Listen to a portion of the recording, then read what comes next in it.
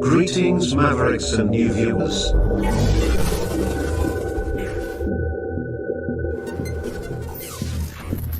Tonight, direct and live, from the Maverick News Network, World Studios. This is Maverick News with Rick Walker.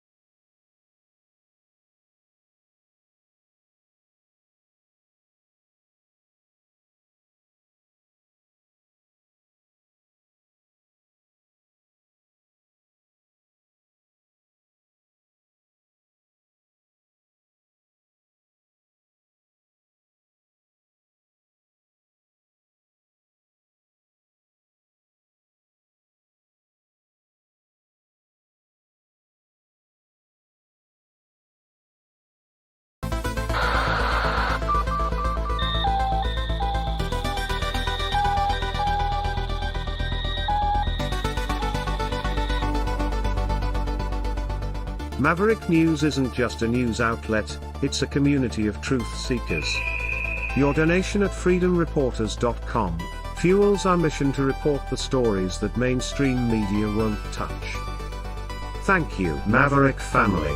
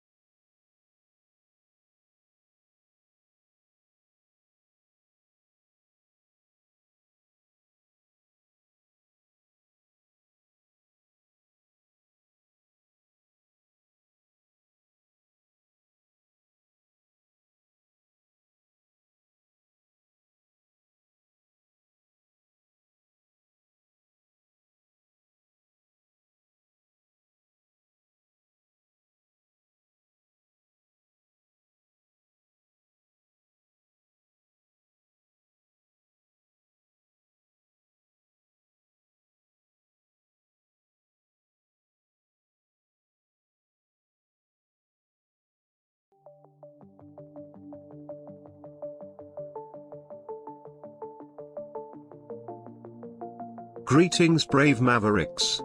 Our quest for truth continues. We go beyond fake news. Together we expose propaganda.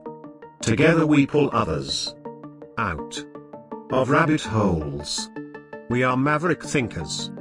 We are all unique individuals, defenders of individual rights and freedoms, credible trusted.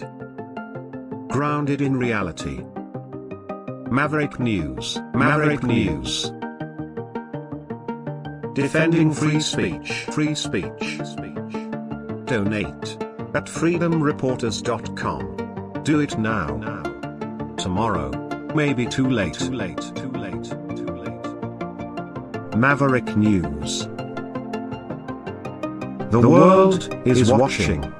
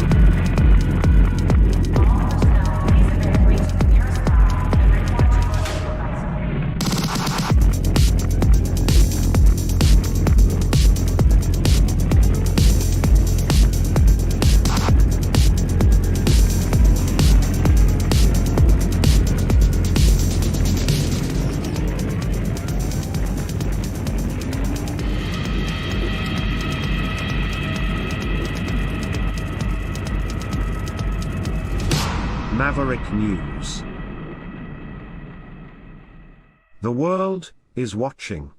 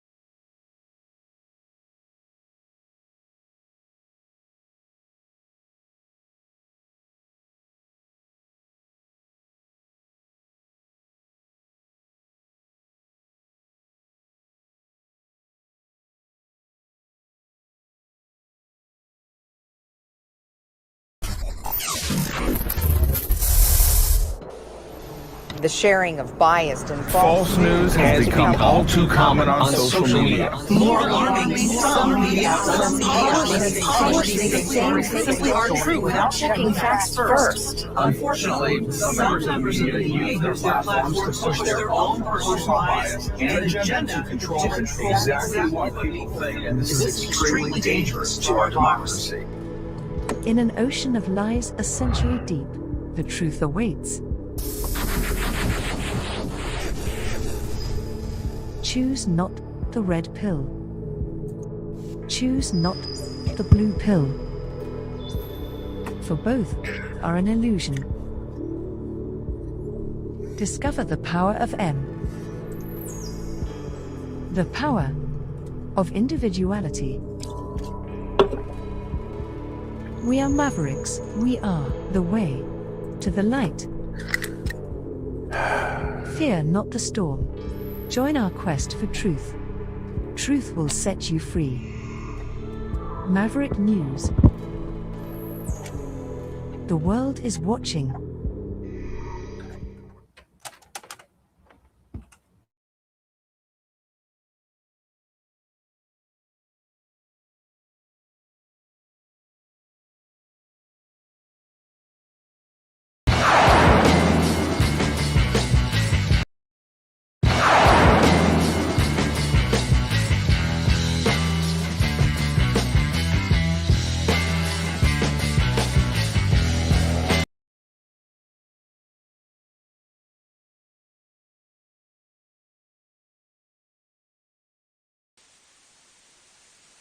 You know, someone very profoundly once said, many years ago that if fascism ever comes to America, it'll come in the name of liberalism.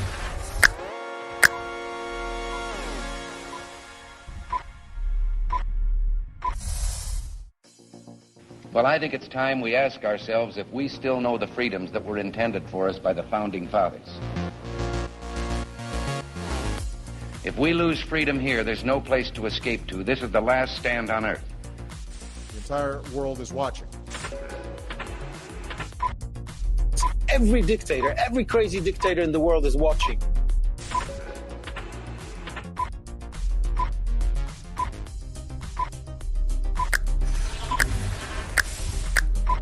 The world is watching. On TV, the entire world is watching. On social media.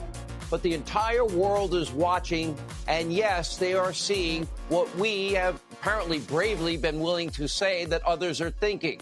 Stand for freedom. Literally stand for freedom. Let's get this done. The entire world is watching. We're at war with the most dangerous enemy that has ever faced mankind in his long climb from the swamp to the stars. Maverick News. Maverick News. Maverick News. Let me have more control of my own destiny. The world is watching.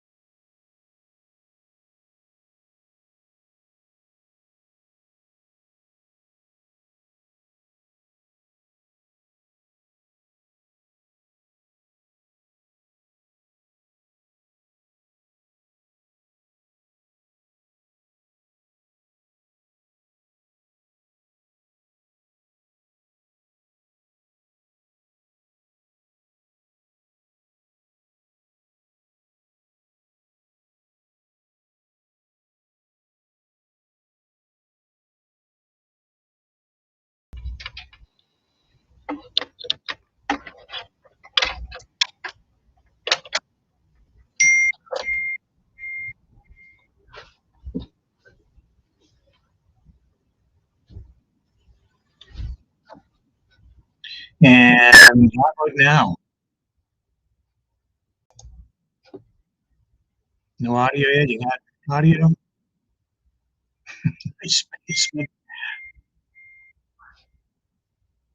You hear sound? You hear sound? Okay. I don't know what the heck is going on. I do know. I have feedback now. Let me mute this over here.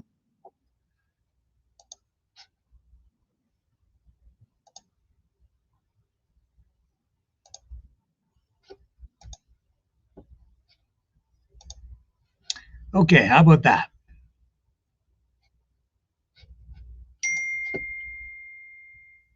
It's tinny. Okay, so that's probably because I'm on the wrong mic.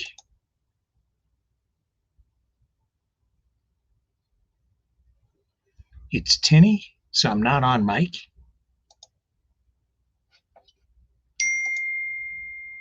Now it's better. Okay. Much better. I do apologize.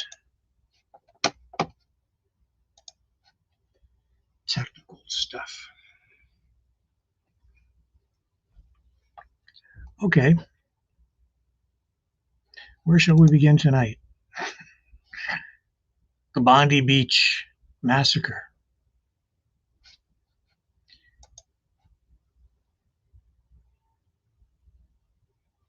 Yeah. All right, let's see if we can muddle through this. All right. Yes, let's start from the beginning, as has just been suggested by text. Bondi Beach Massacre. I guess at least 16 people dead, many others wounded in this horrific attack in Sydney, Australia. And the fallout from this is not just in Australia.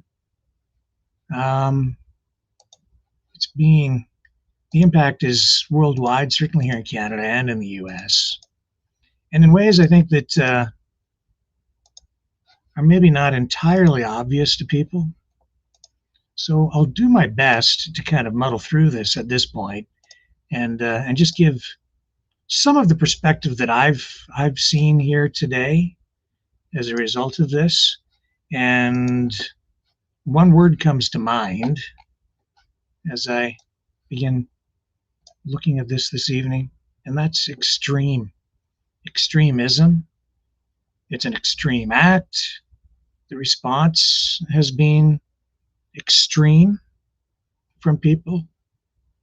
And politically, it's pushing people to the extremes. Now, here's some video of the scene at Bondi Beach. I'm sure that at this point, a lot of you have seen a lot of this footage. If not, we'll bring some of it to you here. I'm not going to focus on all of the same stuff that I've seen on other media outlets, but this is a clip that has been making the rounds. And I should warn you, some of this stuff is graphic because one of these people was shot and killed, the other one wounded.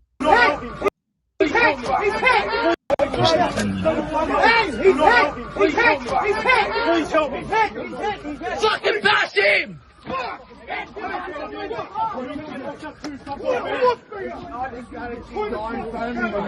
out of there, get out of there! I'm trying, brother. I'm trying. He's hit! Please help me! Fucking bash him! Get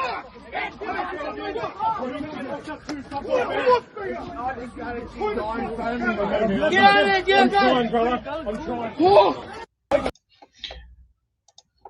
So, police being criticized for not responding quickly enough or aggressively enough. So they're taking, a heap of criticism tonight, have been since this unfolded. And of course, it is fueling the Muslim-Jewish divide, the Christian element politically is being pushed again to extremes as a result of this, and it is being described by witnesses at the scene as a complete or total massacre. This is an interview that was conducted shortly after the shooting. This is a witness who's covered in blood, again, very graphic. I'm just going to run the clip for you. This was on 9 News out of Sydney at the scene. And just the face of this witness alone is just jarring. Here we are. Here's the clip. So we're just looking at the Jewish leaders over here hugging each other. I mean, what else can you do? Not a lot you can do right now. Right now, everyone's got to help, everyone's got to hug, everyone's got to embrace. This is it was a bloodbath. It was an absolute massacre. Tell me what happened. I was here with my family. It was a Hanukkah celebration. There were hundreds of people. There were children. There were elderly families enjoying themselves. Children, kids, at a festival, playing, and then all of a sudden it's absolute chaos. There's guns, fire everywhere, people ducking. It was absolute chaos. We didn't know what was happening, where the gunfire was coming from. I saw blood gushing in front of me. I saw people hit, saw people fall to the ground. My only concern was, where are my kids? Where are my kids? Where's my wife? Where's my family? I survived October 7th. I lived in Israel the last 13 years. We came here only 2 weeks ago to work with the Jewish community, to fight anti-Semitism, to fight this bloodthirsty, ravaging hatred. That's why you're here. That's why I'm here. You know, we've lived through worse. We're going to get through this, and we're going to get the bastards that did this. Tell me, did you see the gunman? I did. I saw at least one gunman firing. Looked like a shotgun firing randomly in all directions. I saw children falling to the floor. So elderly. I saw invalids. I saw. People just, it was an absolute bloodbath, blood gushing everywhere. You know, October 7th, that's the last time I saw this. I never thought I would see this in Australia, not in my lifetime. On Bondi Beach? On Bondi Beach, of all places, this iconic place. Your children, your wife? My children, my wife is safe, thank God. They're okay. They managed to get away, but I didn't know. I didn't know where they were, and that's nothing. There's no greater fear, no greater horror not knowing where your family is. They're okay. They'll be okay. You're a legend. Thank you. And you don't know how you got shot or hurt? I know. I got hit in the head. I'm bleeding. You lost a lot of blood. I've lost blood. There are people around me that are far worse. I'll be okay. We'll be okay as a community, and we will defeat these ravages hatred.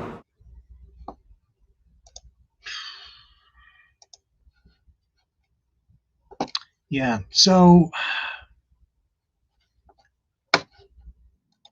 mainstream media portraying it sort of one way. Alternative media, Alex Jones portraying it in an entirely different way. I do maybe want to run this clip here as well. This is still 9 News from the studio we go now. Back to Australia. You do, Zach. Thank you very much for that. We're going to cross back now to our reporter, Massilia Ali. And Massilia, I believe you're with someone who can talk to this really disturbing vision we're looking at now of what appears to be the gunman opening fire, and then a local, or certainly someone standing by, taking on that gunman and managing to wrestle the gun from him. And as we can see, holding it to him, urging for help, urging for people to come and assist him. It's extraordinary vision. Have you got anyone there with you who, in fact, witnessed it? We're seeing locals actually throwing missiles at the alleged gunman. I do indeed, Georgie. Good evening to you. Yeah. That's right. I'm here with this man who's actually just watched that video. Take us through what you saw. My name is Alexander. I live in Bondi Beach. Well, obviously in social media, a lot of videos going through, and there was a heroic but a good Samaritan Australian that jumped on the gun.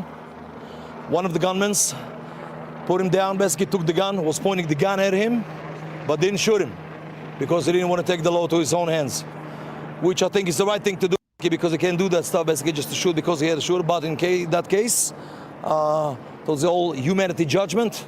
It could have been the opposite. Wow.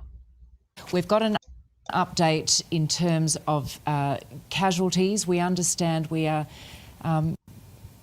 horrified and deeply saddened to tell you that 10 people have been confirmed dead at this shooting. And now we're up to 16. This evening at Bondi Beach, we understand one of them is one of the shooters. Still to be confirmed 2, possibly 3 gunmen. The other shooter, a second shooter, is in police custody and we understand is injured. We are hearing at least 12 other people are injured, so 10 confirmed dead, 12 injured. This is still an incredibly dangerous scene. People are being urged to stay away from Bondi Beach. It is still part of a massive investigation. These are just statistics, Ali, that are hard to wrap your head around. They are. It's not something that we ever hear of in Australia at all. And it strikes me that tomorrow is 11 years since the Lindt siege. When you think of moments that stopped the country, moments that stopped the nation, this is now on par with that. Obviously, this is still developing, but 10 people confirmed dead, many more injured. And we are only just beginning to get our heads around just the breadth of this. To hear Damien Ryan, one of our senior reporters, someone so revered in our newsroom, who has reported on the biggest scenes around the world, he's reported from wars, but to hear that emotion in his voice a little earlier when we heard him, Georgie, to hear that crackling, this is going to hurt and hit so many Australians.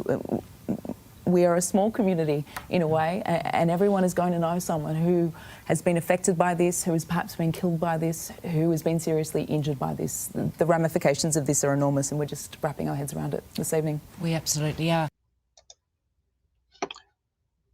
This is a break. So that's Australia, but the impact is worldwide. So tonight, let's take a look at what CTV was reporting with this. And I know that Canada's Prime Minister, Mark Carney, has condemned the attack. And we're going to come back to some of the alternative media stuff here in a moment. Here we go. Let's just get a feel for what the coverage is like on the mainstream side. There we go. Bondi Beach today. Australian officials said the attack targeted the Jewish community, with the shooting happening at an event celebrating the holiday of Hanukkah, which begins today. An attack on Jewish Australians is an attack on every Australian. And every Australian tonight will be, like me, devastated on this attack on our way of life. There is no place for this hate, violence and terrorism in our nation. What should have been a night of peace and joy celebrated in that community with families and supporters has been shattered by this horrifying, evil attack. I was holding somebody's child because he was screaming, I was saving this child. According to police, one of the suspected gunmen is believed to be dead, the other in critical condition in hospital. Police say 11 others were injured, 2 of whom are believed to be police officers. Israeli President Isaac Herzog sent his condolences while calling on the Australian government to fight anti-Semitism.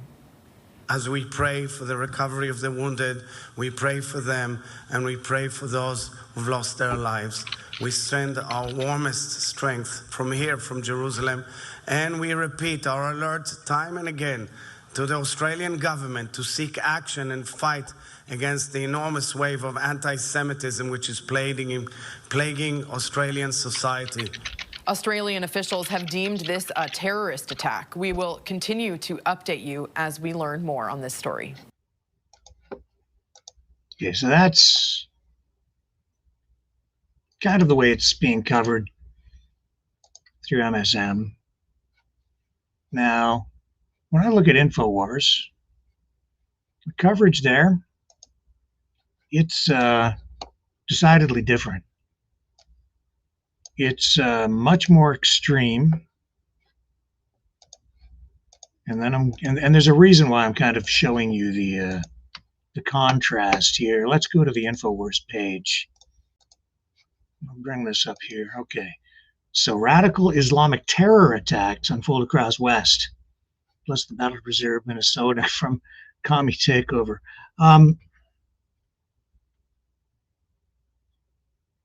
Live Sunday night news feed. Islamic terror attack kills at least 16 in Sydney as attacks on Christmas markets in Europe intensify. Imams across West call for the murder of all Christians and Jews. And yeah, the rhetoric here much more, well, extreme. So I was here when some of the first Somalian refugees came to this country into Minnesota. In fact, I went to school with a lot of young Somalians in St. Paul, on the east side of St. Paul, up in the Highland Park area of St. Paul, and the Battle Creek area of St. Paul. Those of you in Minnesota will be familiar with this, with this geography. But I never had a problem with the Somalians in Minnesota. Never had a problem. Never felt threatened by Somalians. Do they talk a little aggressive? Sure. If you catch them. Okay, so I play this clip, and this is what Alex Jones has been doing here throughout this. It's he's been talking a lot about Somalia for some reason. This isn't Alex Jones, obviously, but this isn't actually the clip that he had up earlier. But even as he's been talking about this thing in Sydney, it's been about Ilhan Omar, it's been about Muslims, it's been about Somalia, and I don't really think we know that much yet about the shooters, this father and son. We know that they appear to be from Pakistan, not from Somalia. Muslim, probably, maybe, I guess, from the names. But there's just a lot of information we just don't have at this point. I don't know. It's he's talking about a global war. He's talking about Islamic terror attack across the whole West. And I guess there's, an argument to be made for that. I'm just saying that this is the perspective, the kind of coverage that he's coughing up here it's designed to inflame. It's not designed to dial things down at all, or even just to provide balance. There's a definite focus and bias. There's a bias in everything, but it's very apparent here from what I'm seeing. And it's designed to really target the Muslim community.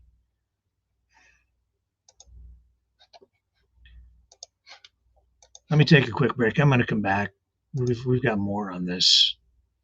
A little disjointed because of all the technical problems off the top here, so I do apologize again. It looks to me like we have audio when we don't have audio, so it's just not feeding out, even though I can see the audio levels here on the screens. Something very strange going on with our system, but that's because it's not our normal system. I'll be right back.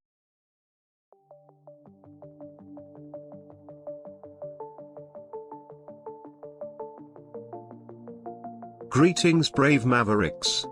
Our quest for truth continues. We go beyond fake news. Together we expose propaganda.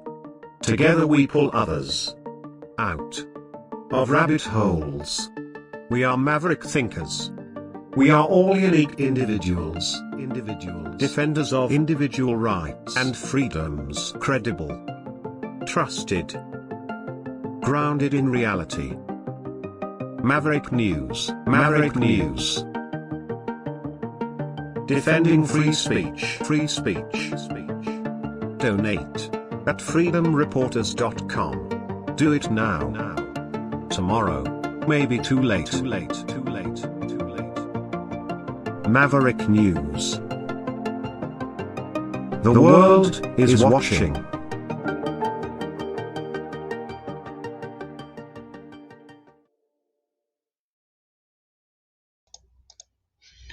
Okay, we're back.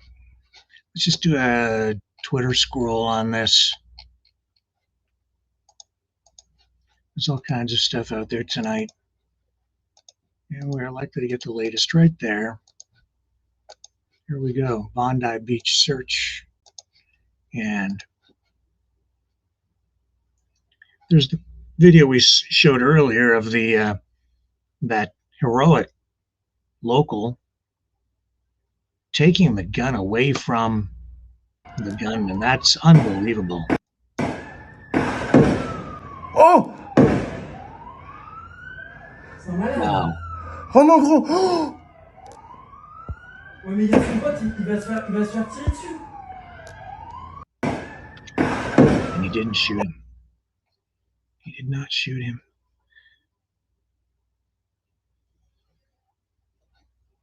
Dan Elkame, a 27-year-old French Jew who moved to Sydney, Australia a year ago, is one of the victims of today's terror attack at Bondi Beach. He was murdered by Islamic terrorists while celebrating the Hanukkah holiday. This from Vivid on X. Obviously, Jewish account.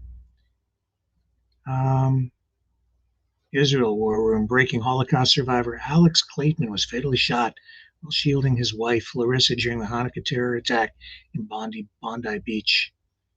Both Alex and Larissa survived the Holocaust as children, Alex enduring dreadful conditions in Siberia. The elderly couple had been married for 57 years, had 2 children and 11 grandchildren. Australia is home to one of the largest populations of Holocaust survivors outside Israel. And yeah, I am getting the texts, so thank you, Linda, for letting me know what's going on with the audio. Thank you. And as I say, this is resulting in, more division, more extreme division between groups, and Palestine, Israel, Muslims, Jews, Muslims, Christians.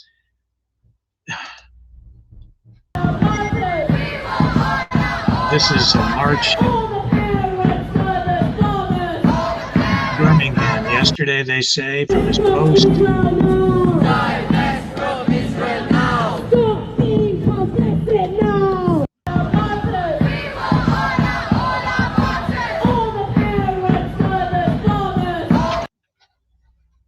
And then there's this picture here that they're posting of that man who we saw, the clip from 9 News in Sydney, covered in blood after being shot himself.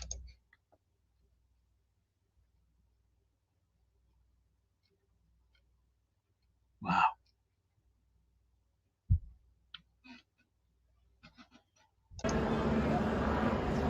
And here's the scene.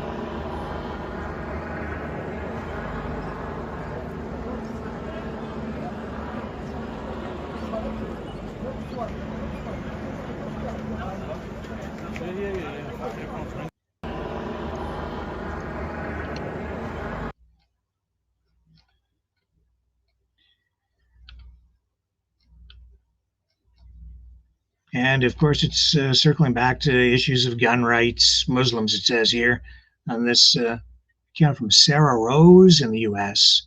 Muslims have completely taken over Australia. There was a mass shooting with illegal guns this morning at Bondi Beach. Never give up your guns.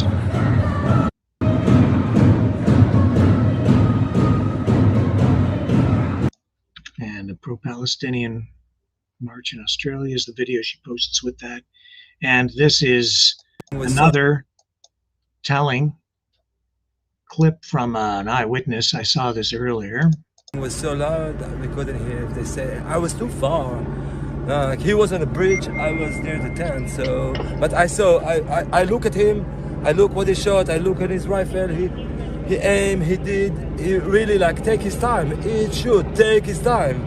And 4 policemen there didn't give fire back. I don't understand why. Why? What was going through your mind? I think I'm Israeli, I'm familiar with this situation, but it's terrible in the middle of Bondi. It's terrible, terrible. What was tonight supposed to be about? Hanukkah events, Jewish Hanukkah events, like we do it every year. Sunday, first day of Hanukkah, we do it here.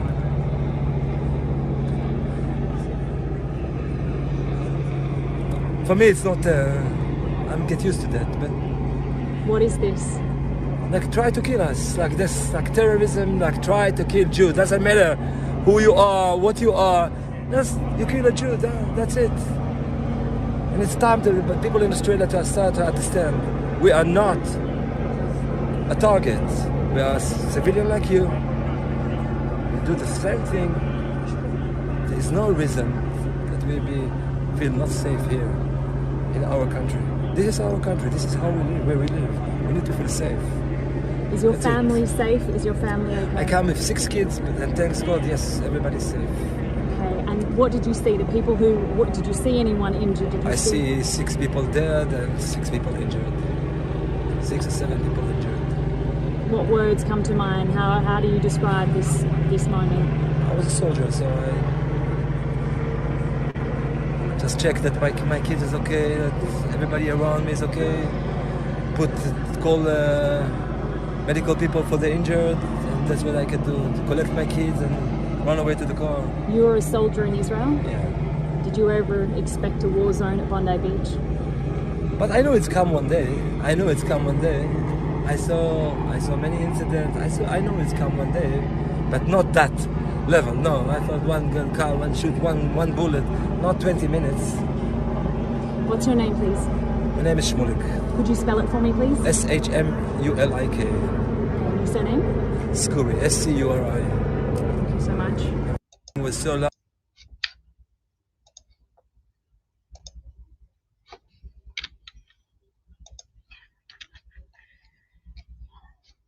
Here, we have more.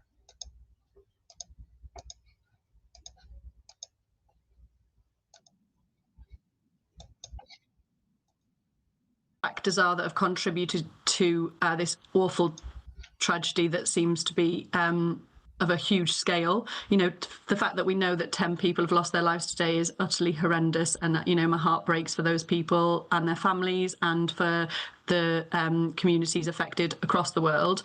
I think it's important to note that the escalation of this narrative of who we're against and how much we want to divide each other and how much we want to attack each other, that is really at the core of a lot of the problems that we have in the country at the moment. And I firmly believe that people are good and that given the opportunity, they will look out for each other. And I just want to say that as much as possible, we should try and detoxify the way that we think of people who aren't like us, because our diversity in this country is our strength. And I firmly am on the side of working together and celebrating our difference, because, you know, I was a community organizer a long time ago, and the strongest campaigns that we ever worked on were about bringing people of different faiths and different worldviews and different backgrounds together to find what we had in common. And at times like this, it makes me think of, you know, what happened with Jo Cox and her speech and that mantra that she had about more in common.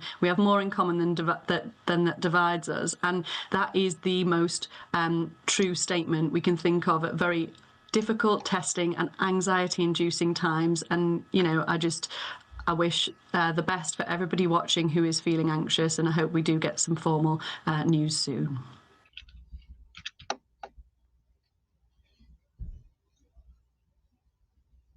So, Dan Wutan hosting. It just gets worse, he says. The Bondi Beach terrorists were father and son. This murderous scumbag, he says, watched his dad killed in front of him as he continued to slaughter innocents. Islamism is not compatible with the West. This ideology is twisted and runs deep within families. Enough.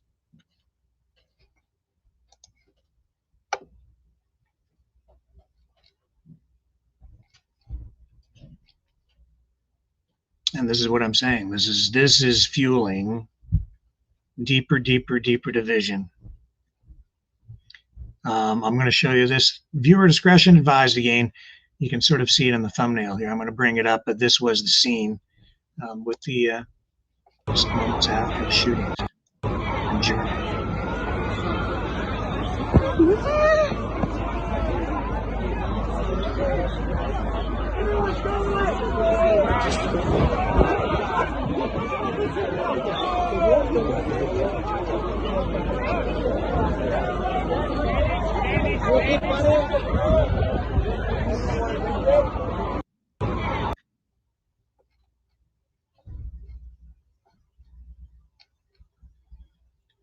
Gunther Eagleman posting outrage in Sydney. Eyewitnesses blast 2 female police officers for freezing, all caps in quotations, during the Bondi Beach terror attack. Gunmen firing uninterrupted for up to 20 minutes while these officers on scene failed to engage.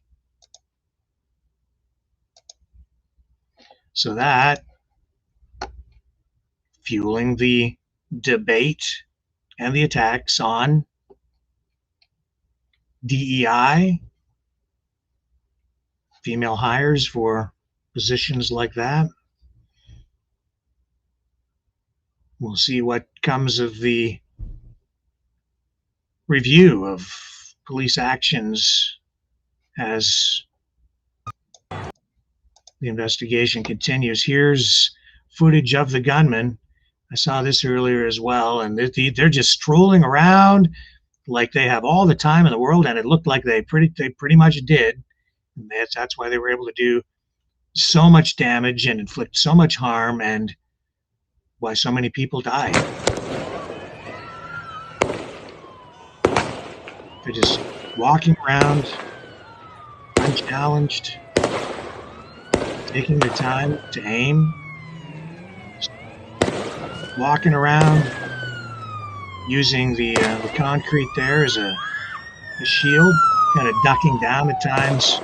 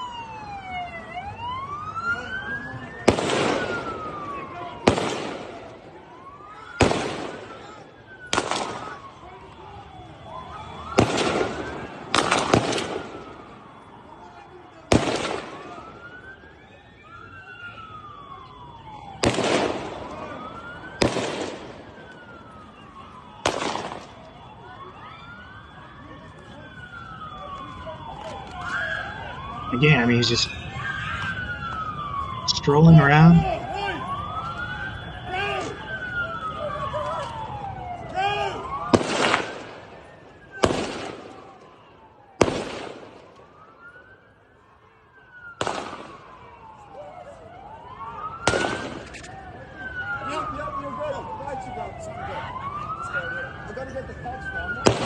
It's still no response.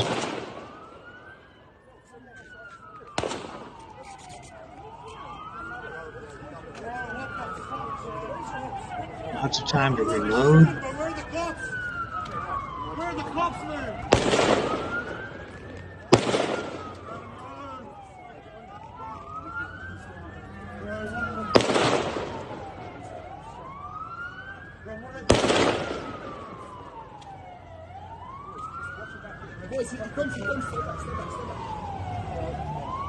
Guys, come on!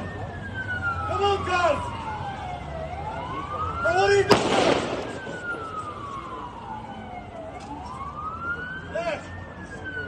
Left! Come on!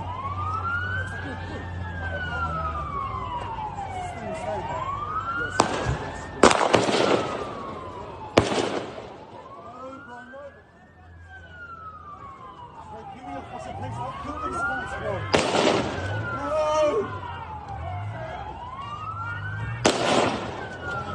Oh my God.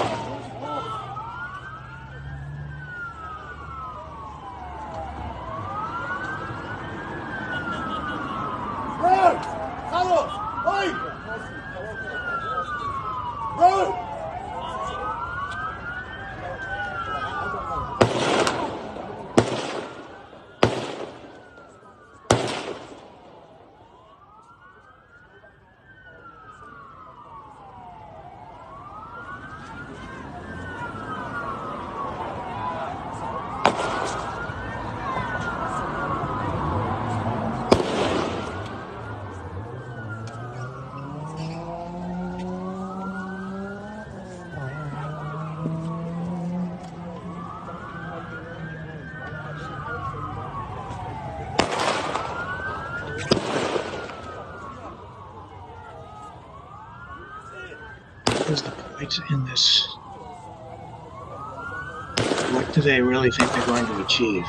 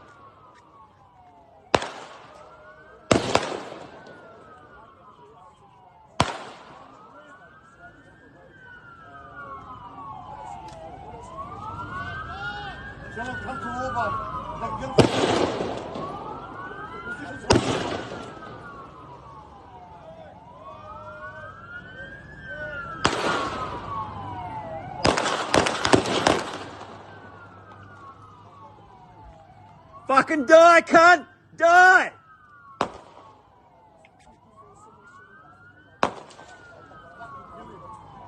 I'll fucking kill you!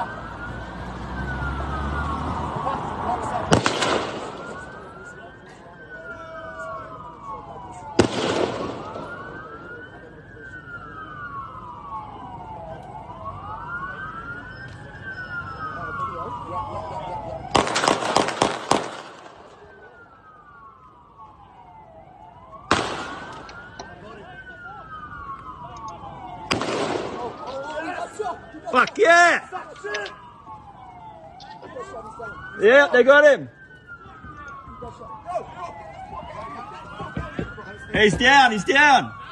He's down. I swear to God, I'm not joking.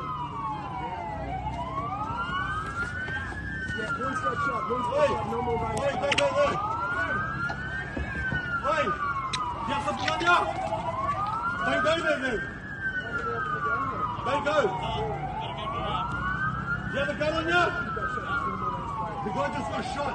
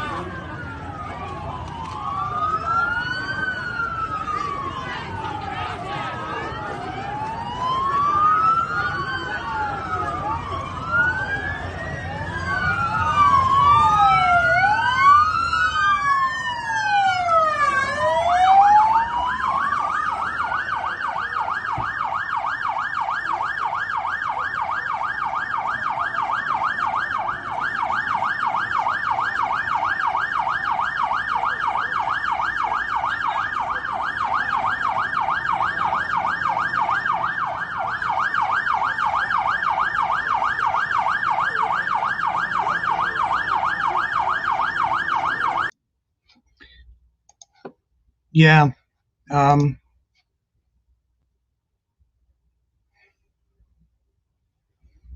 What do you say? Except that you have to give a lot of credit to the guy who ran in and tackled the gunman and took the gun away, which was, to say the least, extremely risky. And I would say he was a very level-headed person who made a very good judgment call by not shooting the gunman. He took the gun away, at which point the gunman was unarmed.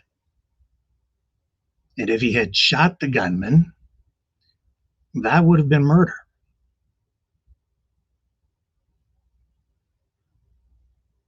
And we all need to think about that, because that in itself is a lesson for all of us.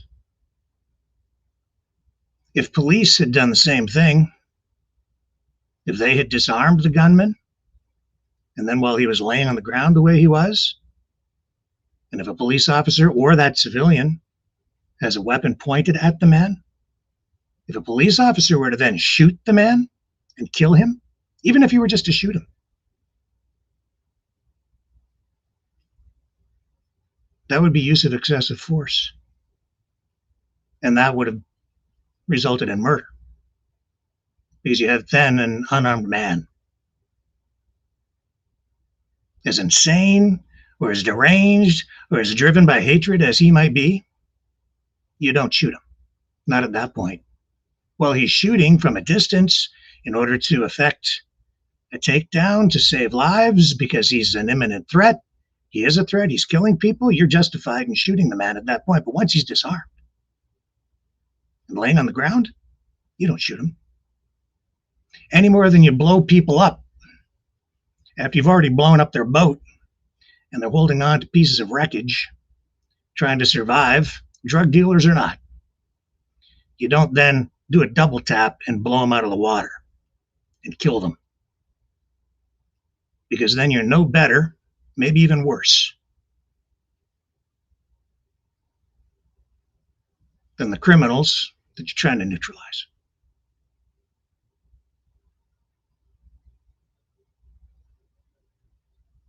And at times like this, we need more guys like the man who disarmed the gunman, level-headed people who have the presence of mind to do the right thing under pressure and when they're afraid.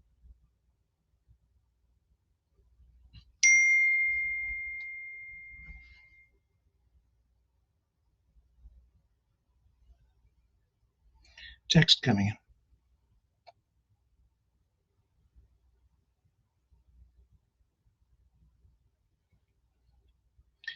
I'll be back in a moment.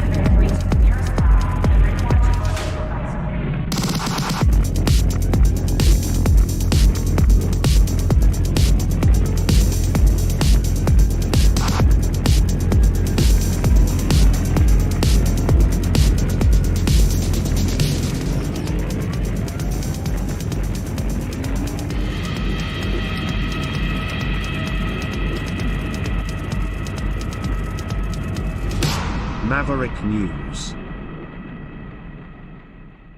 The world is watching.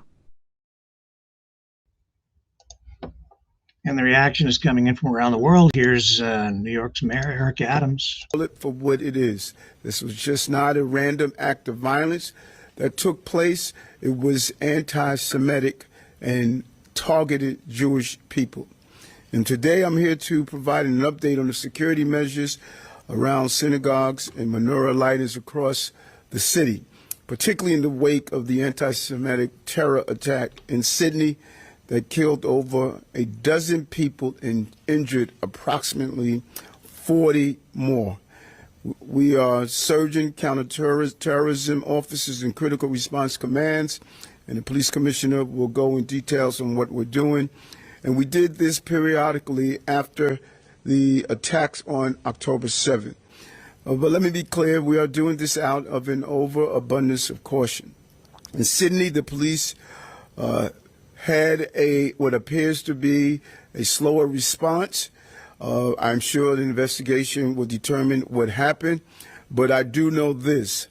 Specialized units play a primary role and function to go and respond to terrorist attacks at this nature. It is ill-advised to talk about the dismantling of the SRG team, the same team that went into 345 Park Avenue when we had now a lone gunman that took the lives of innocent New Yorkers.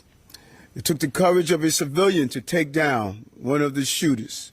The country was lucky that the civilian was there. Public safety can't be luck. Specialized units like SRG are trained for these encounters. And this illustrates the necessity of the strategic response groups who are ready to respond to terror attacks on a mass scale. But this attack did not come out of nowhere.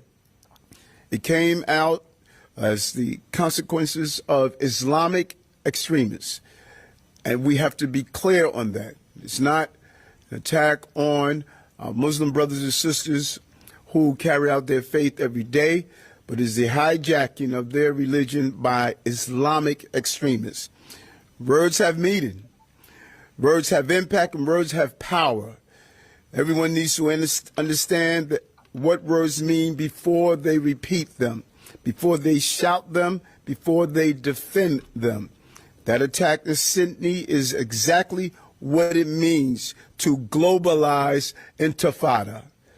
We saw the actual application of the globalization of intifada in Sydney because the attacker knew who he was targeting, and he knew why. It is the first night of Hanukkah, the festival of lights, where Jews are obligated to publicize the celebration of their faith. And among the murdered victims of the attack were a rabbi who had ties to Crown Heights, as well as a Holocaust survivor. Let me say that again.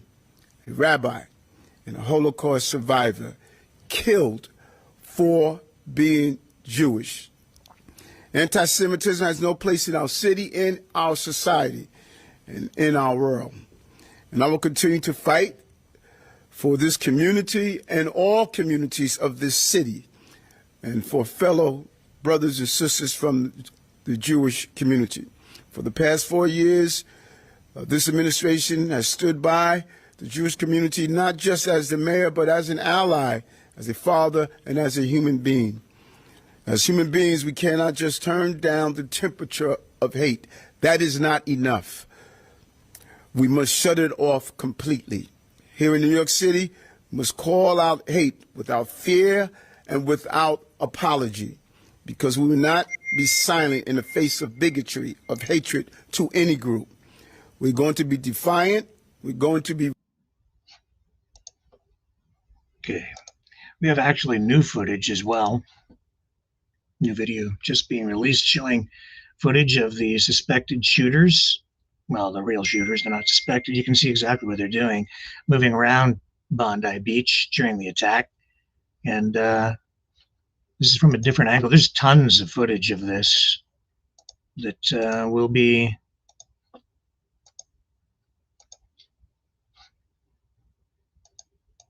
going viral for days.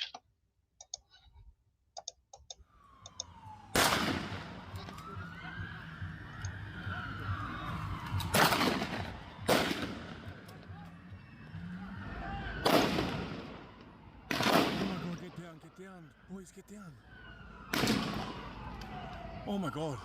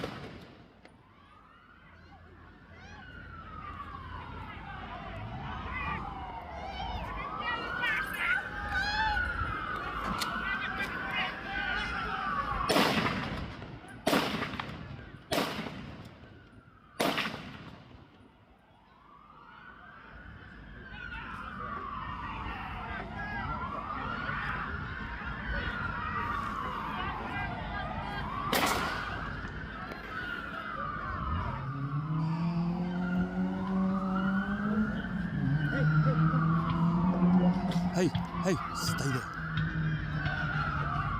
Stay. You're okay, stay. I don't know if it's a live weapon or not.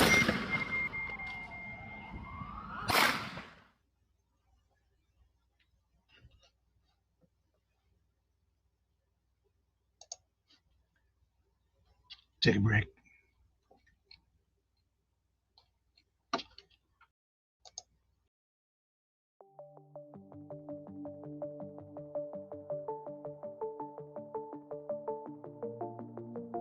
Greetings, brave Mavericks.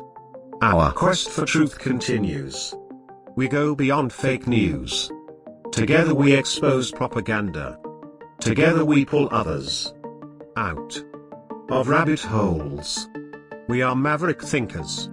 We are all unique individuals, defenders of individual rights and freedoms, credible, trusted, grounded in reality.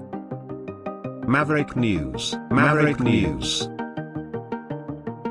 Defending free speech, Donate at freedomreporters.com. Do it now. Tomorrow may be too late. Maverick News. The world is watching.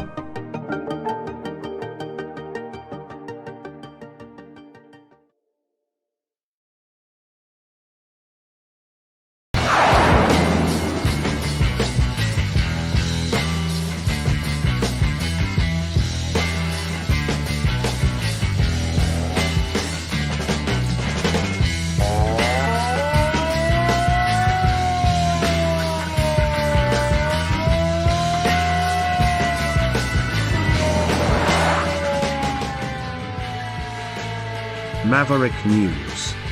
Fighting for freedom.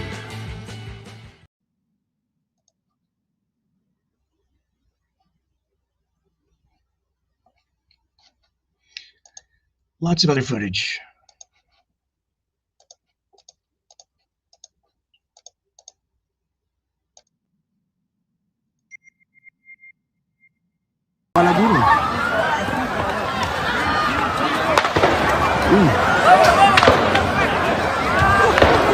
Pero ¿qué pasó? Sí, vámonos ya.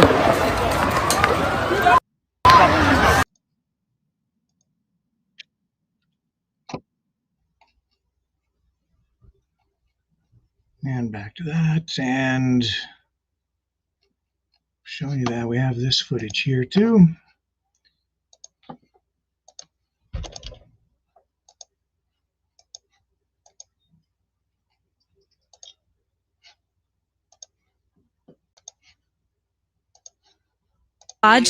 All over his So I was with my son, 8 years old.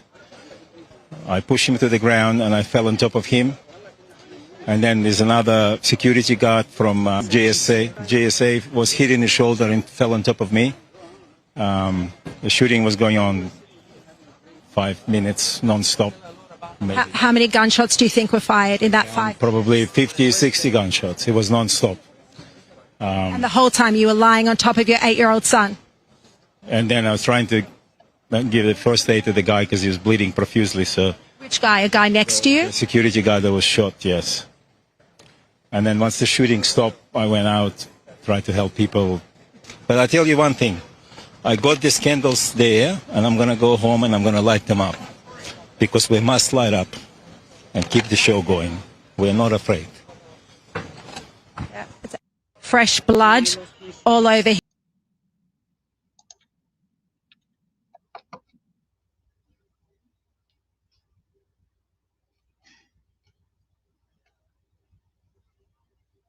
And drone footage.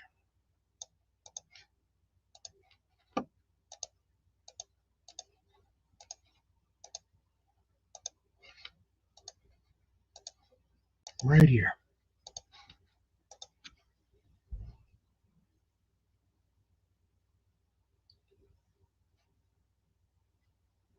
No audio of this.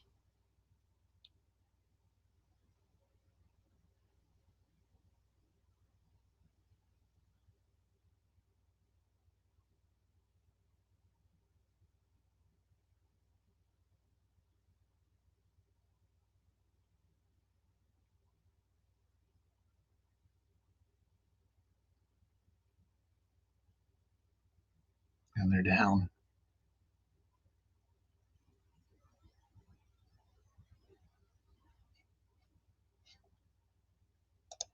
Senseless.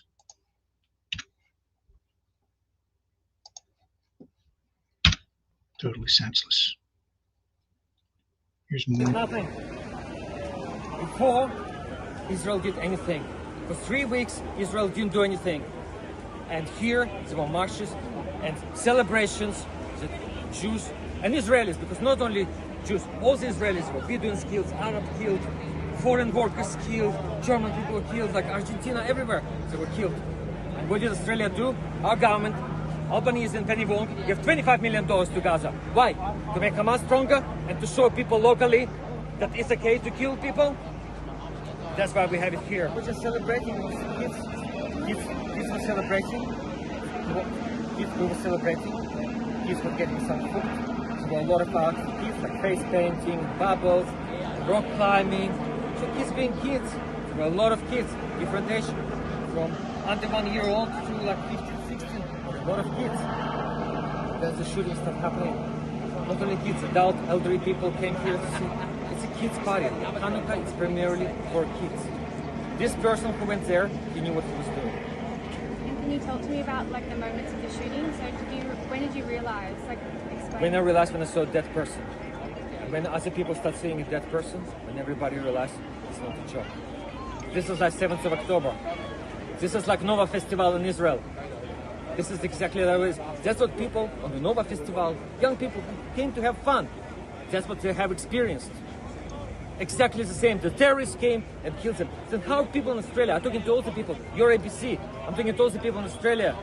You have to stand with Israel. You have to stand with Israel because in Israel they have exactly the same values as in Australia. We value life.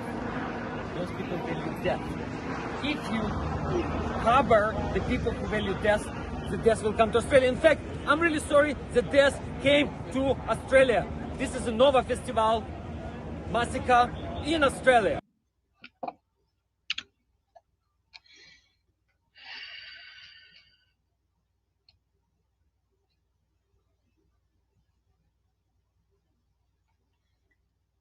Oh yeah, didn't take her long, did it?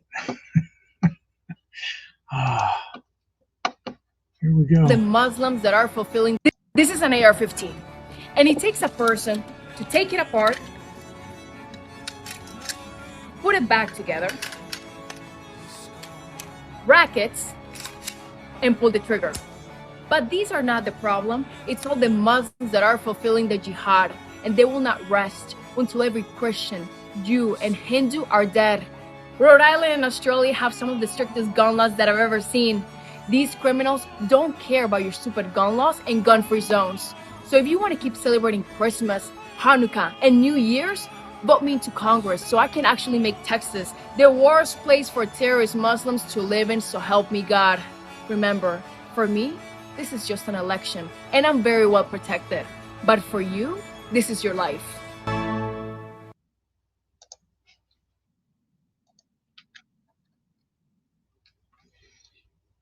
Yeah.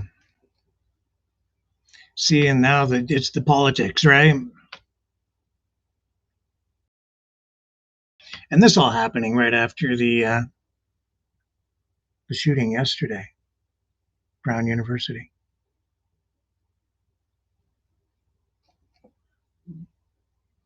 Wow.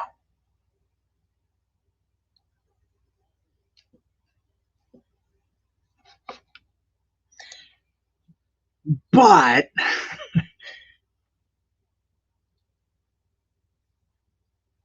it's just not simple.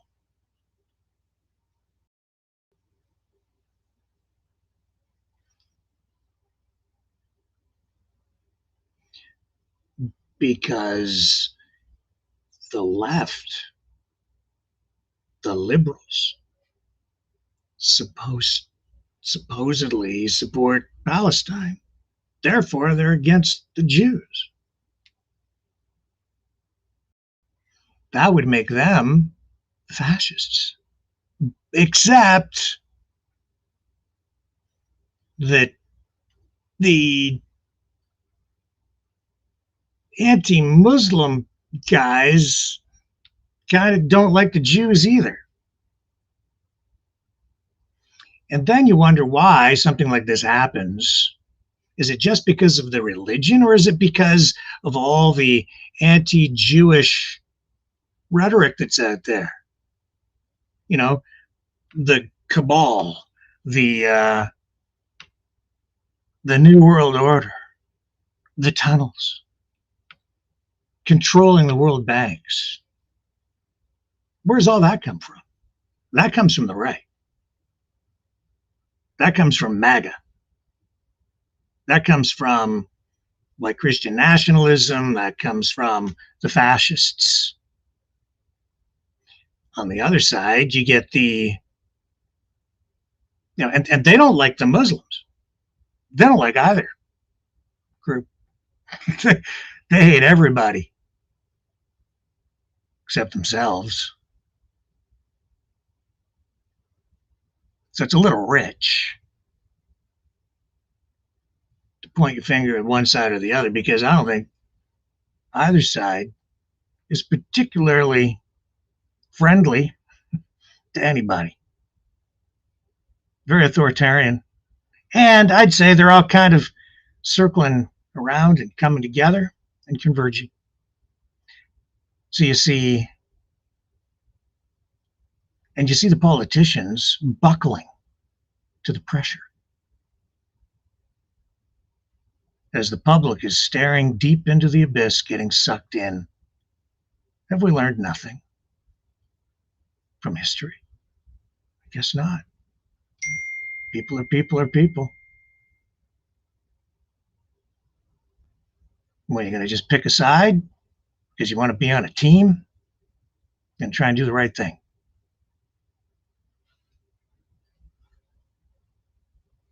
What's the right thing to do?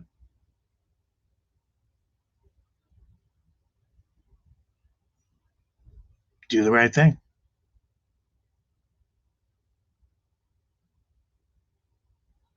The guy's laying on the ground, you take his gun away, you shoot him in the head. Right there. You're going to jail. Unless it's a war zone. Rules of engagement are somewhat different than even a cop. In that scenario, kill the guy, even if you shoot him in the knees.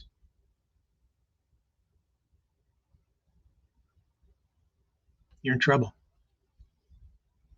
Is that the right thing? I don't think it's the right thing to do. Oh, legally.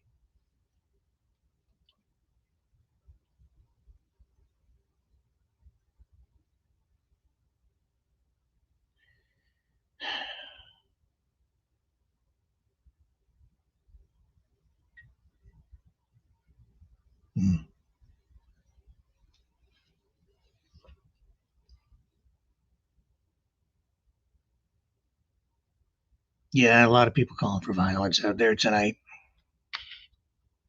Who wants to have a war? Not me. Those guys want to have a war. Those guys want to have a war, and they want you to participate. They want to use you to get involved in their fight on our streets, which are their streets, our streets, and turn it into a war zone. You want to have a civil war? Don't have to. Not even with this.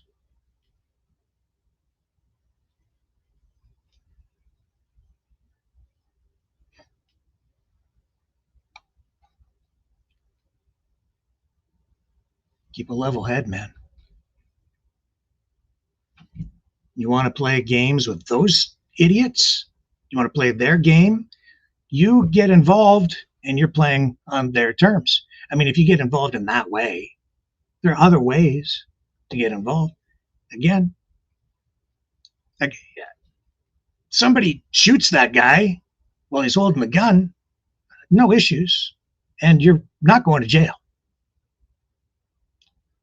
You take the gun away from him and he's laying on the ground, you shoot him in the head or in the knees. You got a problem. Because that's the law.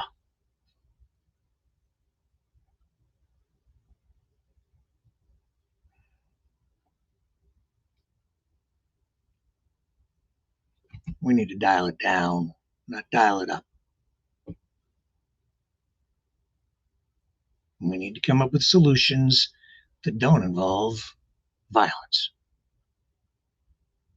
And anybody that gets violent, yeah, you want to deport those people. That's cool with me. But don't become one of them. Therein lies the danger. In all of this, the polarization, the deep divide, the extremism, and they want to suck you in on one side or the other. I think we're smarter than that.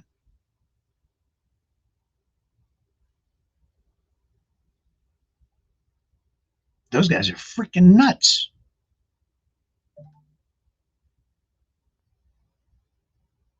Nuts.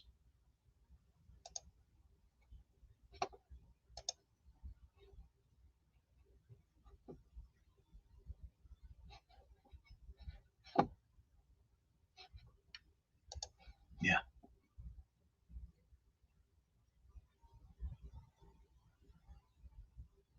You gotta get smart, not violent. And you know, it's not just like what you're witnessing there. That's a symptom of a bigger problem. Problem, in my view, that's on both sides, coming from the extremes. It's not here. It's not here. It's there, and it's there. Those people want you to think that they're conservatives, and they're not. They're freaking fascists, and they are freaking Nazis. While they sit there and say, what, me, a Nazi? Yeah. Donald Trump sits in the White House, and I'm going off on a different track here than I really intended to go off on tonight.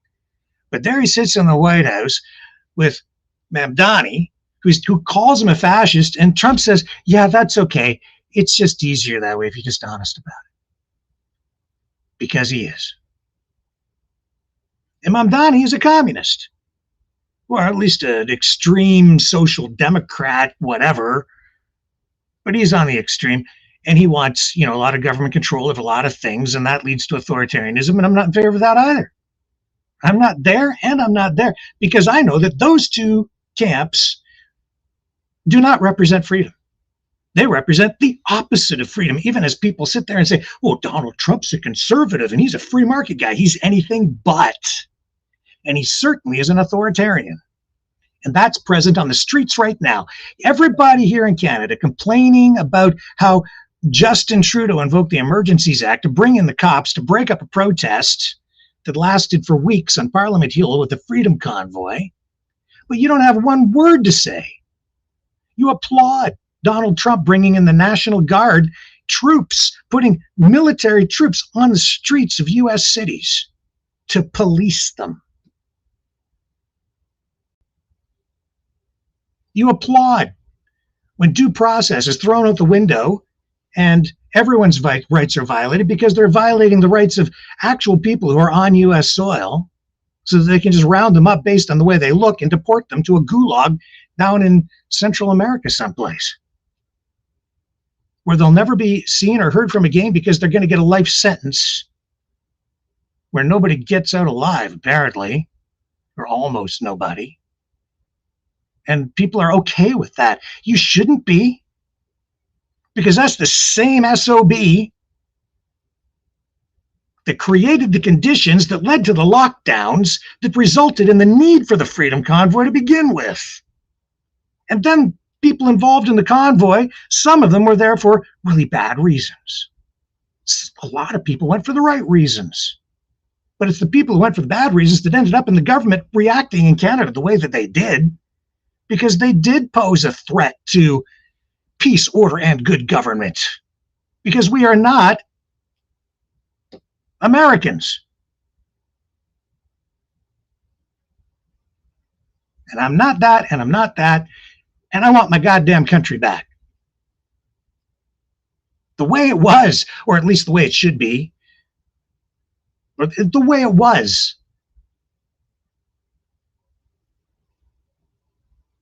And when I say the way it was, I just mean safer, more less of this shit, less violence. In a lot of ways, things are actually better. In a lot of ways, things are freaking worse. A lot worse. And they're getting worse. But it's not because of us. It's because of them and them. But you're being told, we're all being told that, oh, well, you have to go to that camp because they have the answer. You have to go over there and they've got the answer. No, they don't. Neither side has the goddamn answer. Right now, I don't see any really good choices. Period. Zip. Because the politicians are opportunists. So they're going to do whatever is popular. They're just following the popularity of whatever policy it is that's going to get them elected, get them into power, and line their pockets. And put them in a position where they kind of think they're going to get what they want, when in fact they're not going to get what they want anyway, because they're capitulating to the pressure of the masses. And you're all being manipulated through this information war. And me too. But I'm resisting. Because I don't want to be a nut bar like those two whack jobs. And I don't want to play that game. And I don't want the guy who took the gun away to go to jail for doing the right thing. By shooting that guy in the head. Because we're better than that. He's better than that. He did it right. We can too.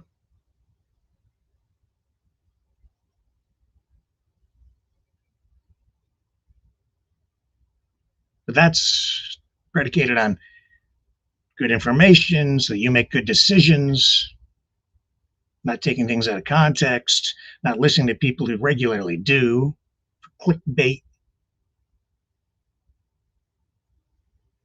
Like Valentina Gomez, who clearly wants some sort of a war. No thanks. I don't want my son to die. I don't want to die. I don't want you to die. I don't want anybody else to die. I don't want blood in the streets. You know, that's what Canada was based on. That's why our country was evolved into what it evolved into. We are a country of evolution, not revolution. Frankly, the United States could learn a thing or two from Canada. Mr. Trump.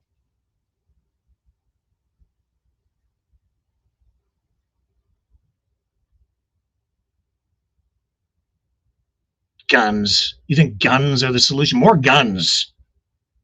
Everybody needs guns. No, we don't.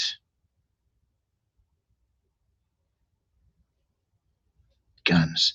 Yeah, you get guns, they get guns. Cops show up, they've got guns. Everybody's got guns. Everybody's pointing guns at each other. What's that going to solve? Oh, well, they're going to have guns, and that guy's not going to bring out his gun. Yeah, well, maybe we have to get to a place where nobody wants to bring a frickin' gun. Stop focusing on the gun rights and start focusing on the goddamn problems that make people so angry that they're so nuts that they go out and they start shooting other people. Get to the root cause of the goddamn problems. Stop going around in circles over stupid things that don't really result in any kind of solution.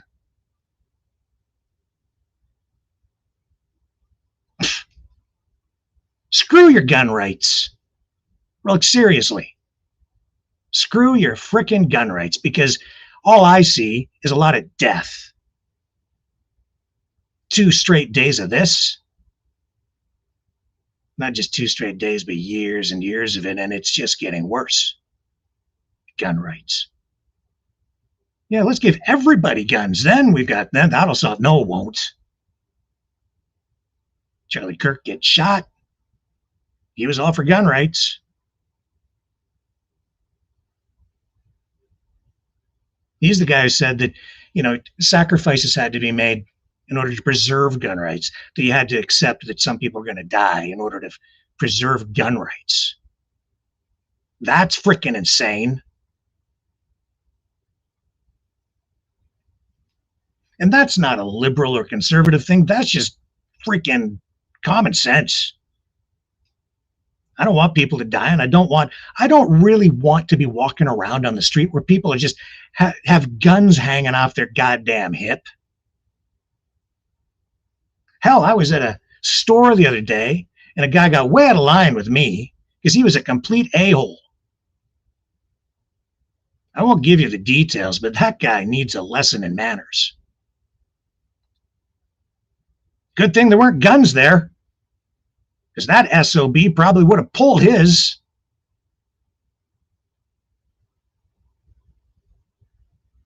Then where would I have been? Well, I guess I have to have a gun too, so I can pull mine pointed at him. Then we can shoot each other. That'll settle it. Let's have the gun debate again. Well, the blood flows in the streets. This is coming. They're going to talk about gun rights again tomorrow, if they haven't started already. Now, this is in Australia, so I mean, it's tempered, right?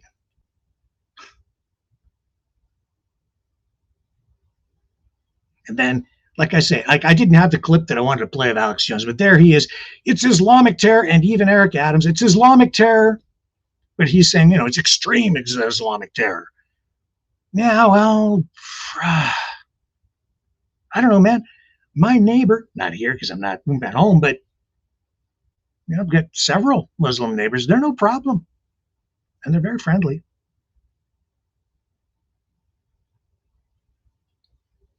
Of course, I'm not Jewish. And I know Jewish people too. But what the hell do I know? I'm just an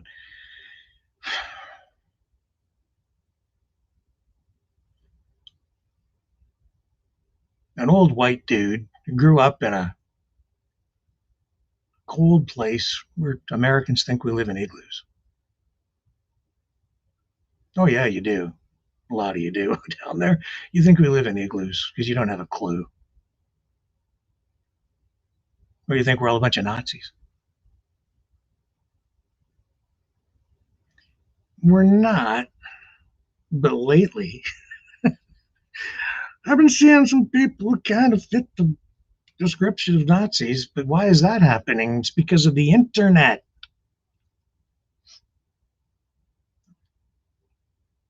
And what people have been fed into their heads. See, there's the old saying, the pen is mightier than the sword, right? The internet. It's more than a pen. It's in your brain. The internet is in your brain. Elon Musk is in your brain right now. I'm in your brain too. But I don't want you in the Matrix. I want you out in the real world. Without a gun. Preferably. Unless you really, really, really, really need one if there's a war. Which I'd really like to avoid. Can we do that?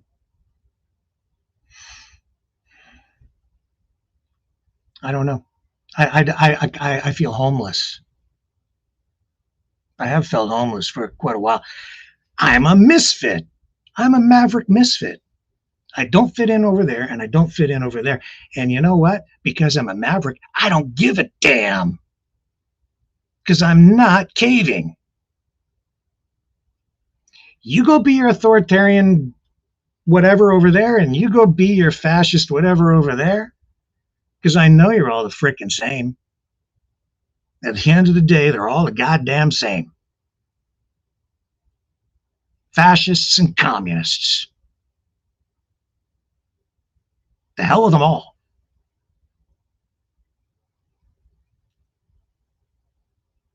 Seriously. Bad news.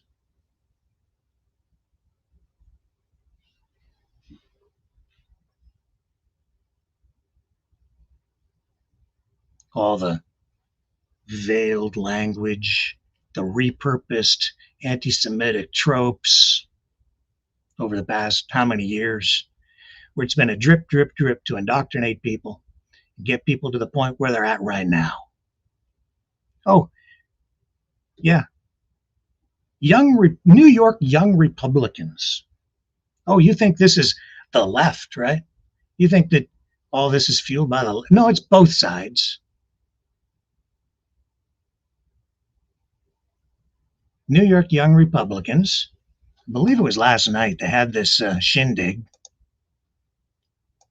See if I can find it here for you.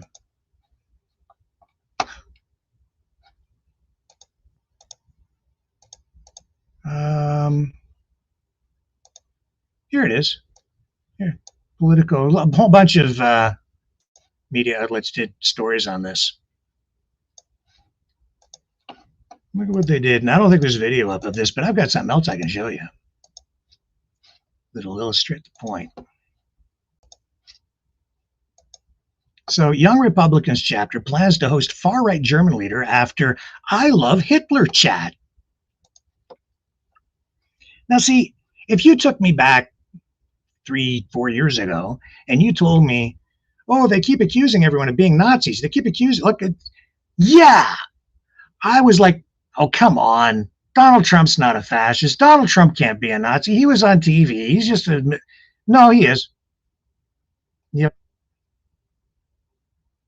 And when they're accusing, you know, people within the freedom movement of being Nazis or fascists, and I'm going, oh, come on. It's a bit extreme. But I didn't see it back then because, you know, the rhetoric was veiled. Much softer. It was the drip, drip, drip. It's been a drip, drip, drip over time. And slowly, to use a pandemic analogy or comparison, the masks have come off. And I'm not freaking impressed.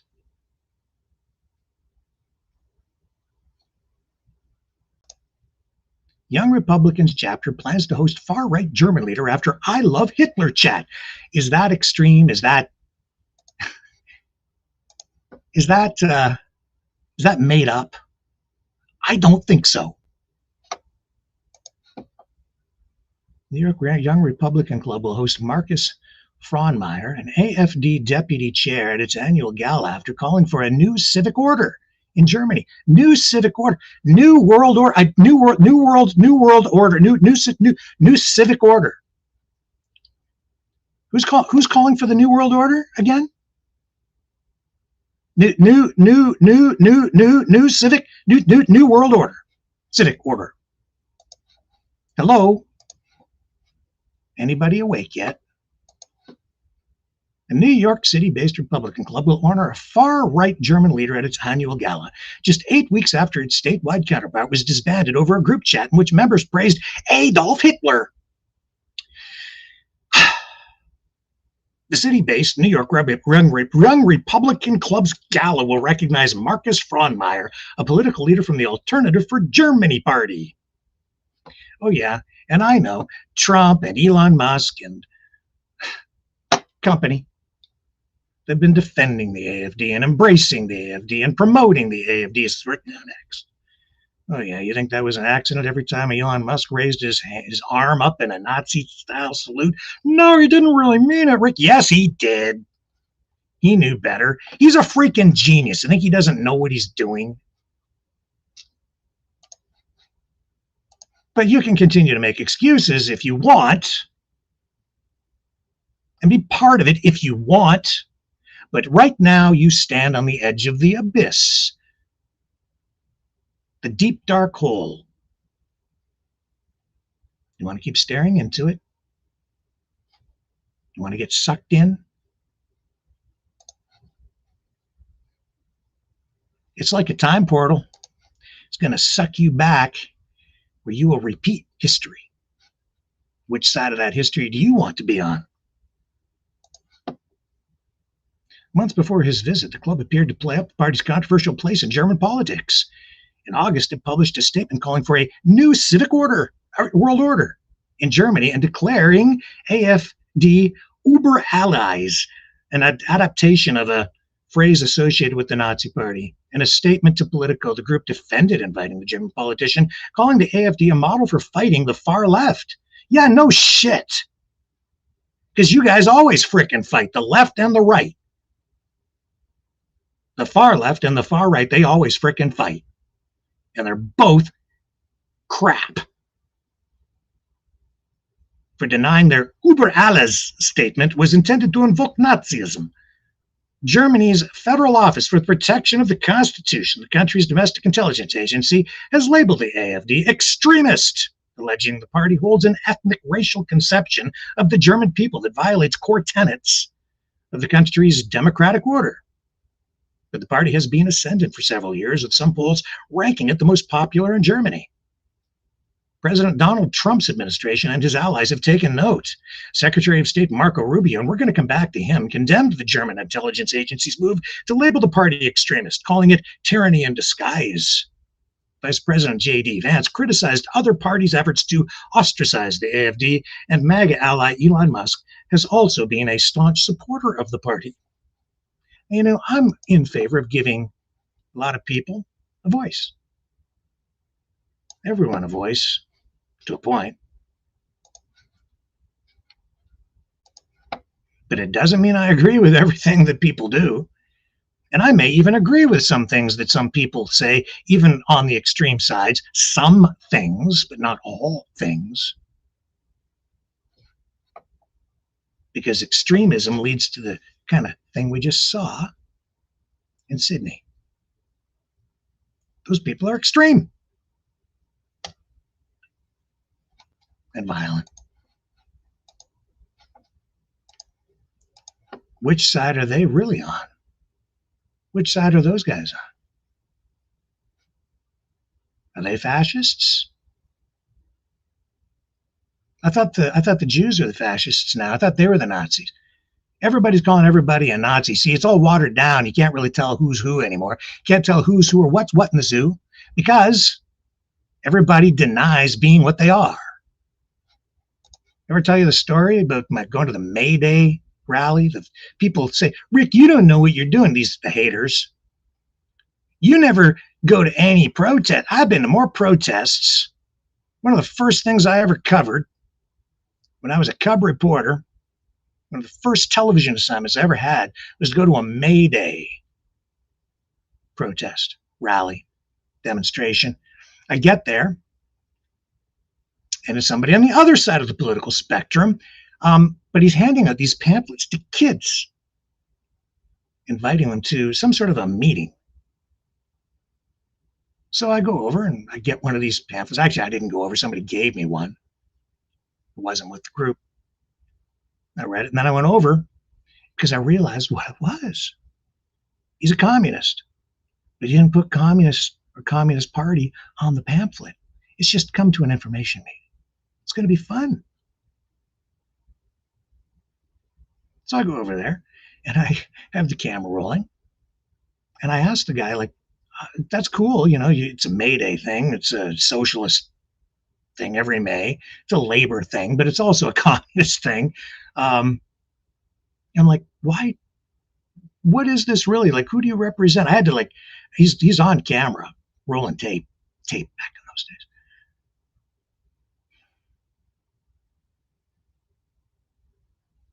I'm like, well, who are you with? I had to poke him and prod him. He's getting upset with me. He admits that he's the Communist Party of Canada. Okay. Why don't you put that on your pamphlet? So for me, that became a core part of the story that day. I get back. I'm very young. I don't carry any weight in that newsroom at that point because I'm fresh. But I'm a maverick. And I get in there and I do this story up and they run it. I'm like, okay, because we're going to expose this guy, right? I'm going to expose this communist for not being honest with people and trying to recruit these kids for his political movement. And it runs. And the switchboard lights up like a freaking Christmas tree because that guy went and got all his friends He got them all ready to phone into the station, and the phones just rang and rang and rang, and the switchboard, oh man, it was like, talk about cancel culture. And so the news director caved and said he wanted the story recut. Normally they would rerun the story for the 11 p.m. newscast, that like later in the, actually it was 11:30 back in those days. And he says, you have to recut that. He's on the phone because he's already gone home, right? It's the end of the day for him, but I'm working the night shift, like afternoon, night. And he says, you have to recut it. Well, what are you talking about? I'm not recutting that. Just telling the truth, which that guy's not telling. And I don't want to recut it. And it turned into a thing in the newsroom. And I'm like, oh my God, this is a career limiting move. Oh, I don't think I ever recovered from that, actually, to be honest, because they're bad too and dishonest, and they don't really tell you what they are. Not really. That's why Alex Jones sits there and talks about people with lizard brains, because that represents something. There's not really people with lizard brains. He's dehumanizing a group of people, turning them into lizard people, so that you can hate them without feeling guilty about it, or without being canceled because he says, I'm just talking about lizard people, or not the Jews. Don't really mean it. Yeah, I know what you're doing. Okay? And I know what the communist was doing, and I know what the fascists are doing. And it's taken me a while because they hide it. And it took me a while, even at that May Day rally when I was young. I'm like, who is this? Like, what is this? This is like this. What is this? I went over and I found out. And then I paid a price for truth. Because the station was, dedicated to truth, but not at the expense of sponsors or viewers, because they need the ratings and they don't want too much ruckus in the community, and they already ran the story, so they didn't want to run a retraction, but they could just temper it a bit for 11:30. And I was like, don't compromise. I guess that's why I'm sitting here, literally in my mom's basement, saying, let's not have a war. Because when you cave and you become afraid to speak up and you bend the knee to the extremists, it makes them look a lot more powerful than they really are. Because we give them power when we do that. And then they sit and bitch and moan and whine, you're violating my free speech, when they abuse free speech because they don't believe in free speech. And we've seen that here in our chat and on our call-in show, where these extremists and Decepticons come around here, which is why I've been doing call-in shows for quite a while, because we have a bunch of people just playing games and there's nothing constructive that's been coming out of the call-in show, because they're just calling in trying to dominate each other, and half of them are pretending to be conservatives or whatever, or fascists, I guess, when in fact they're actually on the other side. And they're calling it pretend.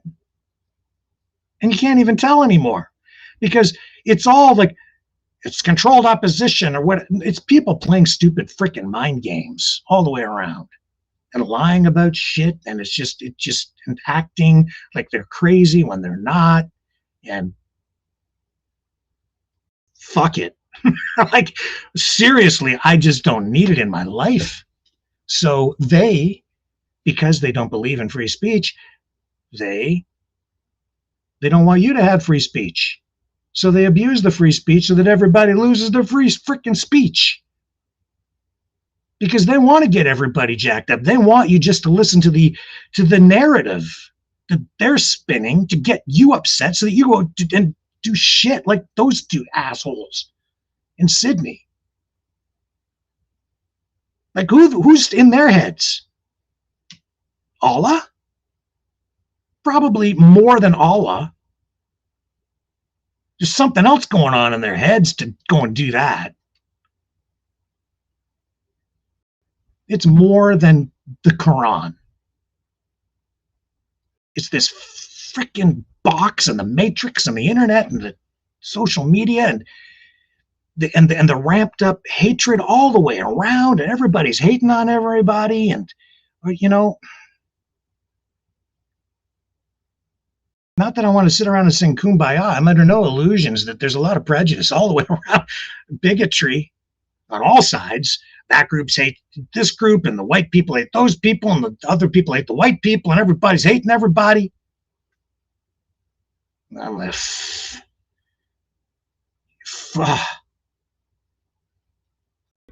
yeah, look, get everybody guns. That'll fix it. Fuck. Not. They want you to get the guns because they want a goddamn war.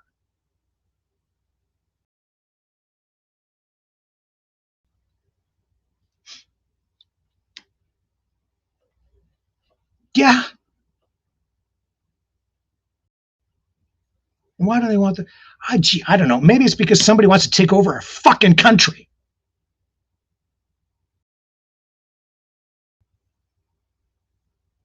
While we sleep.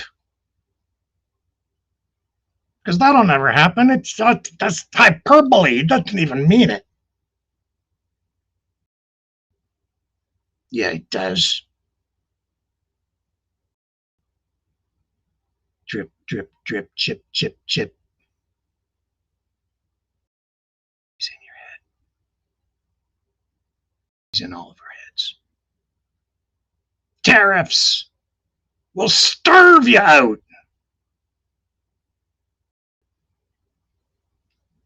Suddenly we're the enemy. Oh, blame it on the Chinese.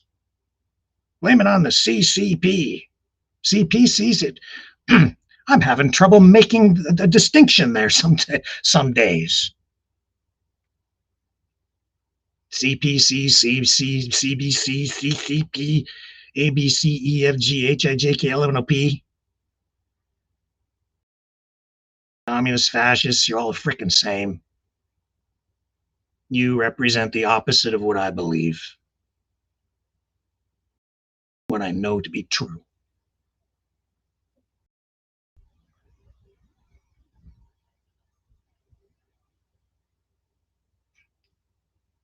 It's just my opinion. Yeah. Opinions. Everybody's got them, just like an asshole. But there are facts. There is reality.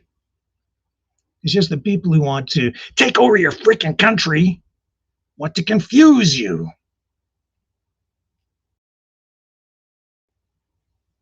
People who want a war want to confuse you. They want you angry. They want you pissed right the fuck off. And you know, the guy that I met at Canadian Tire, who was a complete asshole, I have sympathy for the guy because I know that he's just a disgruntled white dude who's pissed off about something in his life, and it ain't really me. It wasn't me that day when I'm standing to customer service, and I don't even have to get into the details, but I wasn't even looking. I didn't even know the guy was behind me. I never did even this guy's pissed. And he took it out on me. I never met the guy before. I never said anything to him. I didn't even see him coming. He's just an angry white dude. But there's too much of that shit out there right now. I was talking to somebody else close to me. I won't say who, but I mean, he's seeing it too. Angry people. And he's saying, and it's mostly old white guys. I'm like, yeah, no shit. Because you're all angry. Angry. Angry. Yeah, I know. You think I don't know what DEI is? You think I don't know what political correctness does and diversity hires and affirmative action? I lived it, man, for a long time. You think, like I said, career limiting move on the communist thing, because there's a lot of communists in the media business, but just so you know, I was kind of in the minority as a conservative, like a true freaking conservative, not a fascist Nazi son of a bitch, but a conservative. Back in those days, I was considered extreme. Even as I worked at what was essentially considered a conservative media outlet at the time. What the hell's happened to this fucking country and the people? It's the internet, and it's even mainstream television, and it was years of being passed over for promotions and new opportunities and you know, it was class thing. It's a class. I'm in my mom's basement. I'm not one of the elite. I'm not an Ivy Leaguer. I got education, but I didn't freaking go to Harvard. I didn't come from the right families. So don't sit there, you haters, and say, Rick doesn't know anything about it. He lives in a special place, and he doesn't see all this stuff in his town. I'm just like everybody else. And then years later, I worked for a while at Part Source.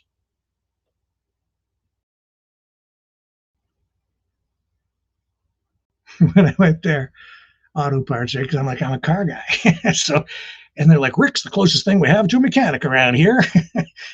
I took that as a compliment.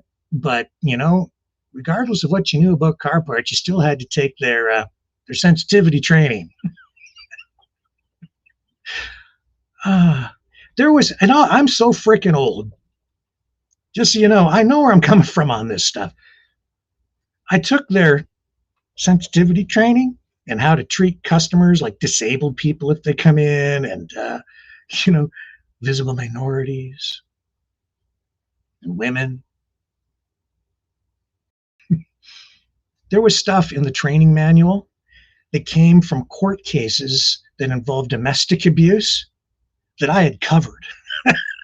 And it was because of the coverage that I had provided, in part with other journalists at the time, out of these court cases that resulted in Canadian Tire Corporation putting this module into this sensitivity training program that I was then taking. So I had to take this sensitivity training that was based on information that I had kind of contributed to through my coverage in media years prior. And the kicker was, I knew that some of what was in that training module was actually distorted and taken out of context and didn't fully reflect the information that came out of the court case. But you don't challenge it, because just like when I started in media, I learned a lesson. Don't rock the boat too much when you're new.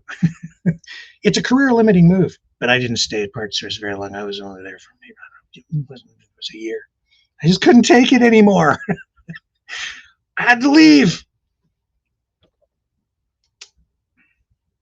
I liked talking to the guys coming in about car parts, but some of the other stuff was just a little much. So yeah, I get it, guys, especially those people who are in the corporate world. But as bad as it gets, okay, as bad as all that shit is, you don't need to get a gun and go. I didn't go postal because I took the sensitivity training thing that I knew wasn't really entirely based on honesty and truth, because I wrote the freaking book on it, okay, to begin with.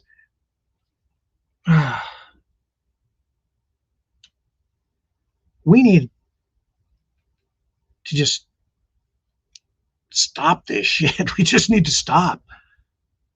But it's not going to stop. So we have to avoid doing stupid shit. Just stop. Just don't go. Just don't do it. Don't get involved in the stupid shit. And if things really go off the rails and we end up in some sort of, I don't know, civil war or something, which I would see kind of, it would be like a cross-border civil war thing, because like, I guess like you deal with it when we get to that point. But until then, I say, just keep a level freaking head. Don't do stupid shit. But it would be a cross-border civil war thing, I think, if Canada were to be involved in anything like that, because this is not being fought in a traditional way. This is fifth-generation warfare. It's taking over a country without hopefully firing a shot. But if it comes to that, it won't be fought based on, you know, the usual lines. It's going to be fought on as a war on liberalism, which really means wokeism and progressivism, because it's not even a war on communism, as much as people want to think that it is, because Trump's going after like Maduro, and he's no fan of communists, but he'll work with them because they're authoritarians too, and they're all about state control. And so they'll converge, and they are converging, and you've seen it, even with the, you know, that arm of the Democrat Party, which was represented by RFK Jr., that then came into the MAGA fold, and that represented the convergence of the left and the right. And look at the whack job, look at the crazy shit that's going on in there now. Completely dysfunctional. You want truth? This is pretty fucking, you know, unvarnished truth right here. This is freaking insane. Well, I think we'll just take over Venezuela, and then we'll take over Greenland, and then, yeah, I think Canada's ours anyway. And all this is actually ours, and we're just going to call it the Gulf of America. Oh, it doesn't matter. It's just whatever, do whatever, who cares? It matters. It really matters. Because perception, what you believe, is everything, because what you believe becomes reality.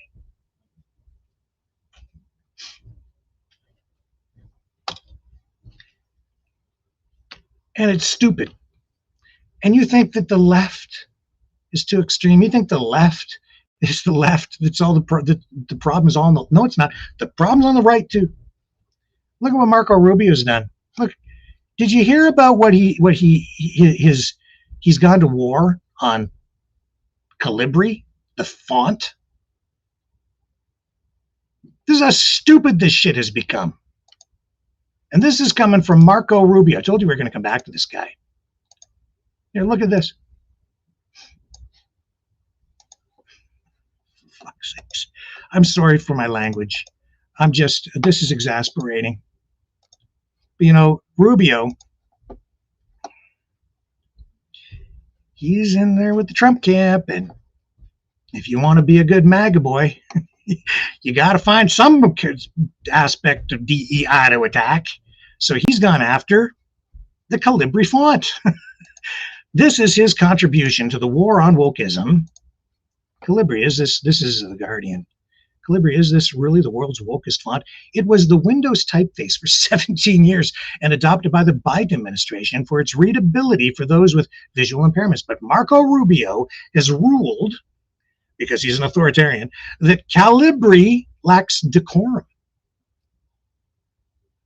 Calibri, age 19, appearance woke. Woke, who is he, she? It's not a person, it's typeface, if you say so. He says, I knew I'd heard of it, even if I had no idea what it looks like. It's a sans serif typeface designed by Lucas de Groot and first released with the Windows Vista operating system in 2006, along with a bunch of other new fonts, beginning with C, Cambria, Canadra, Consolis, Corbel, but Calibri subsequently became the default font for Microsoft Office. I don't know, Marco, you might be picking a fight with Bill Gates. What is this shit here? So,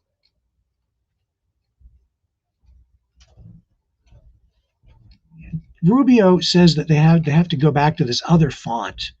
Which font is he going to instead? So for government documents. Back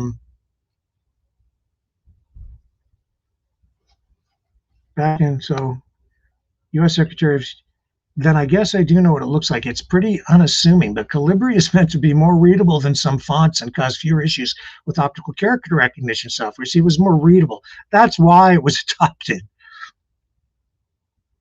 And then he says, you said it looked woke, not me, U.S. Secretary of State Marco Rubio.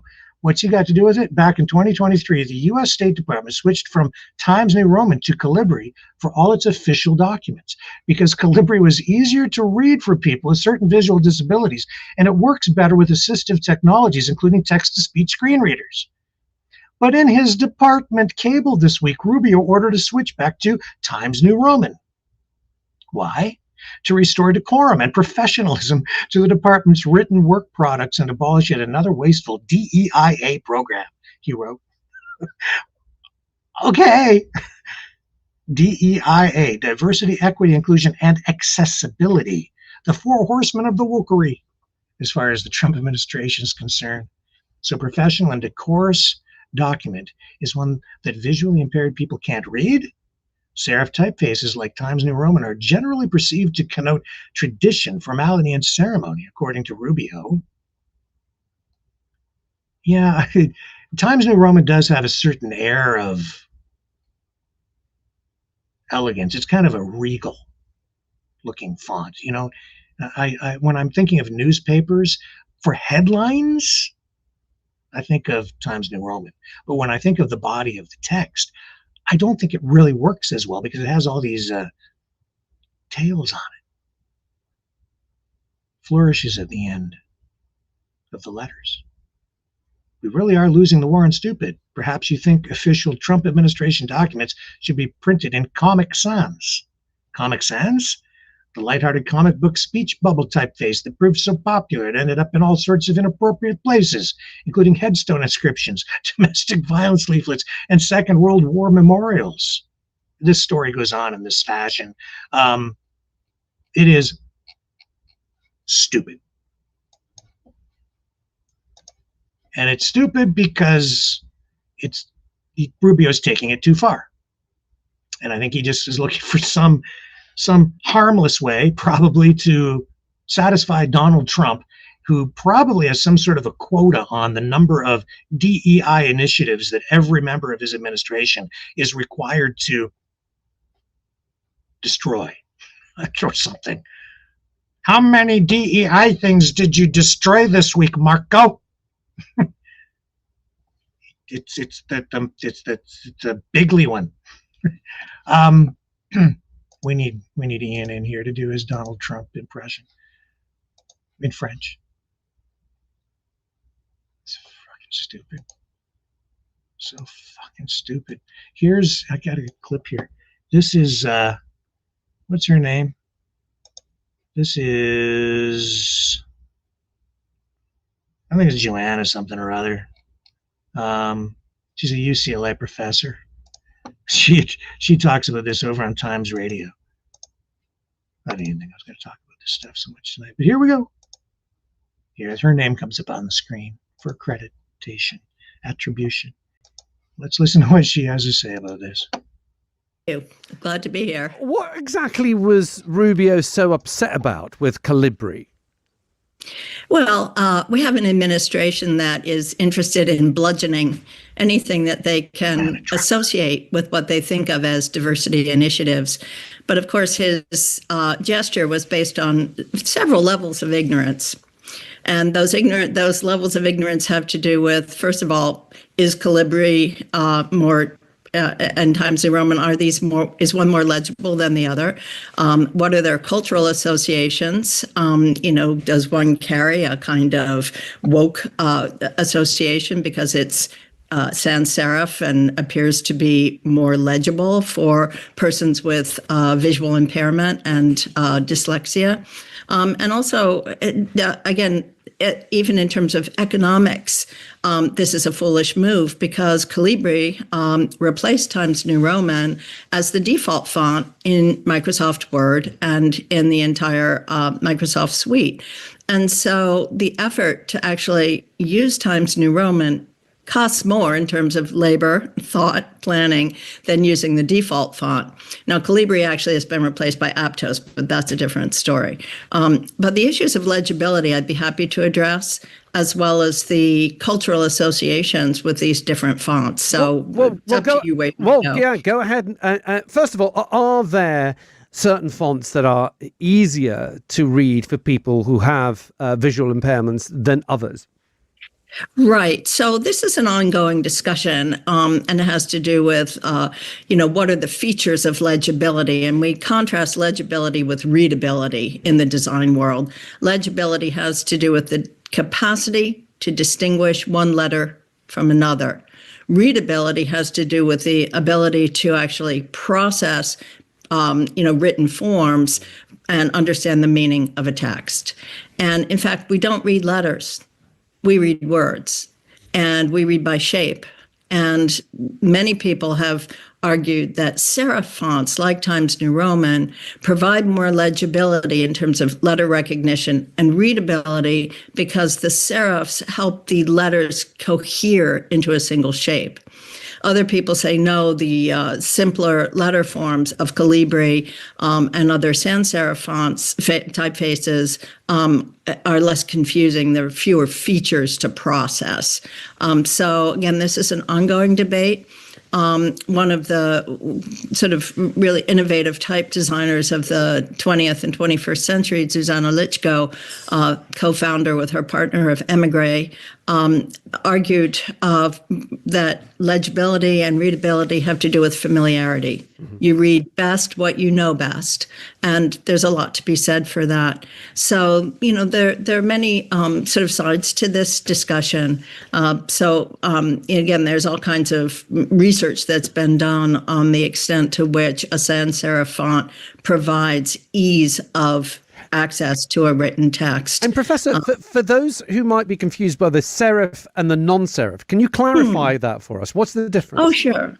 Yes, well, serif fonts are the fonts that come out of a humanist tradition, that goes back into actually Roman times and pen work coming forward in the Middle Ages, where each letter has a little sort of tick mark at its base. So if you think about an H coming down, it's got feet. Yeah. Underneath those strokes.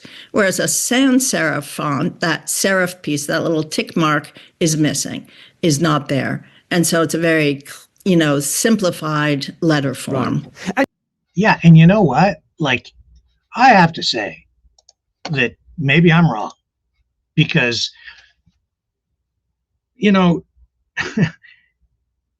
clearly, I know that Marco Rubio, Secretary of State, has a lot on his plate because he's actually he's carrying the weight of several different portfolios.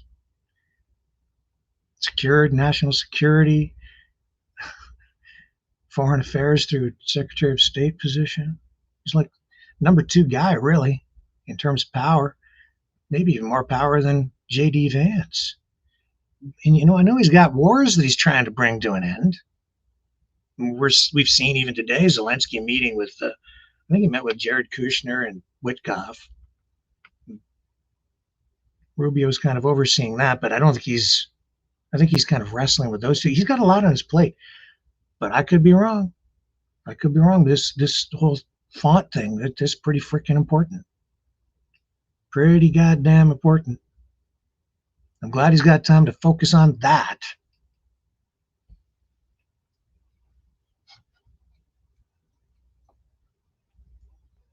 Rather than maybe figuring out how we can prevent more mass shootings or something. That might be something else he could focus on, but let's get that font thing settled.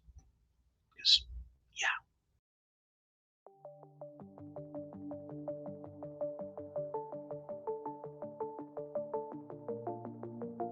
Greetings, brave Mavericks. Our quest for truth continues. We go beyond fake news. Together we expose propaganda. Together we pull others out of rabbit holes. We are maverick thinkers.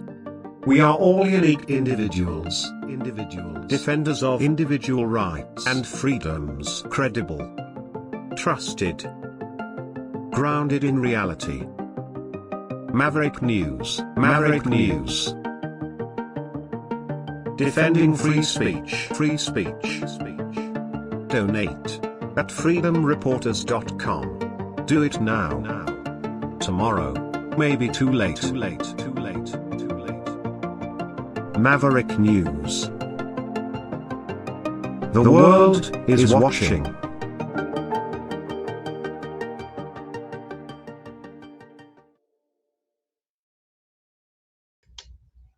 Okay. Back to Bondi Beach.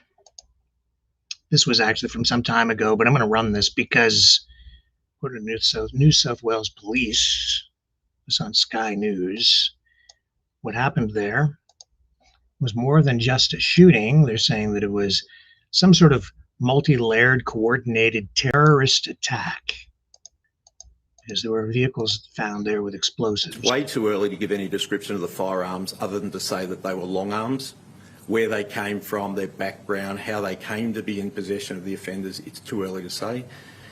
As part of the investigation and shortly after the shooting occurred, police located a vehicle in Campbell Parade at Bondi, which we believe has several improvised explosive devices. We have our rescue bomb disposal unit there at the moment working on that. What is the latest? So there's a lot going on there. Pierre Poilievre. He's in a bit of political choppy water. I'll kind of put it that way. You know, losing Michael Ma, defecting to the Liberals. He's got issues within his own party now. I think he's under pressure. I think he might face an upcoming challenge to his leadership because he's not leading them to victory. So what does he do today? Well, he goes over to the state broadcaster that he wants to defund,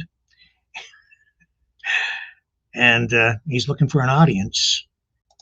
Here he is with Rosemary Barton, your favorite and mine. You've now lost 2 MPs to the Liberal Party.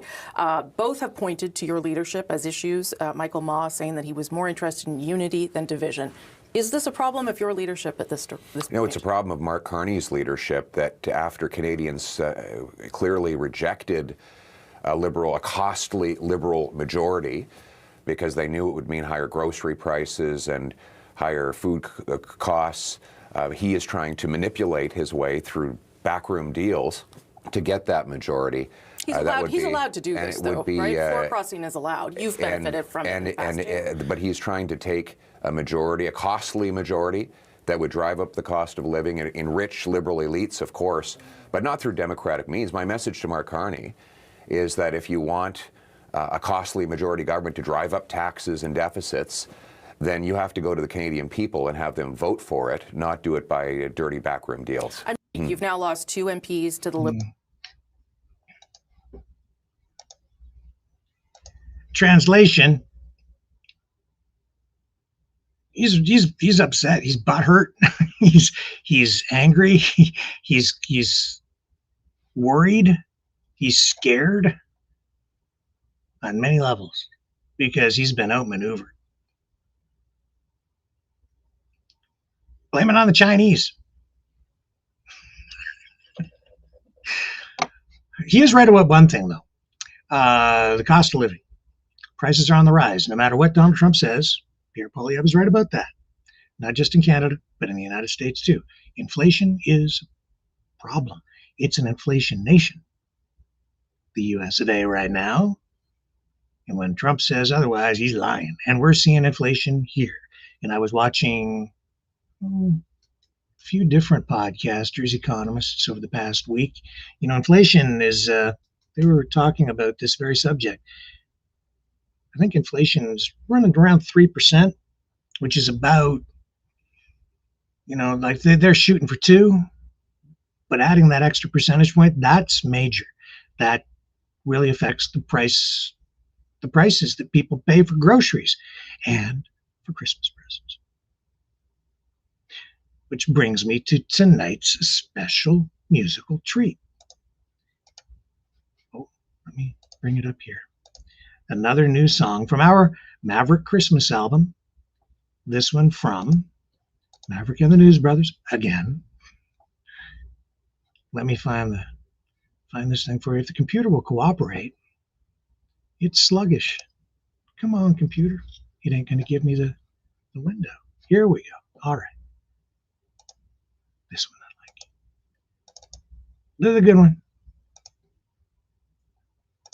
You're going to like it. This one's called The Christmas Credit Blues.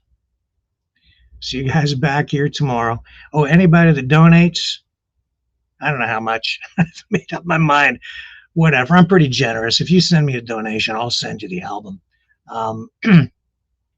It's Christmas.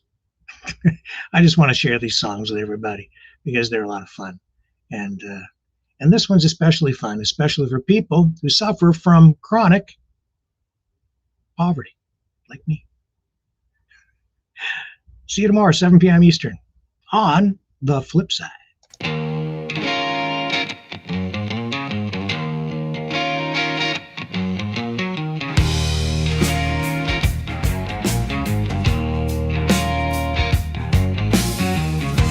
I got the Christmas credit blues.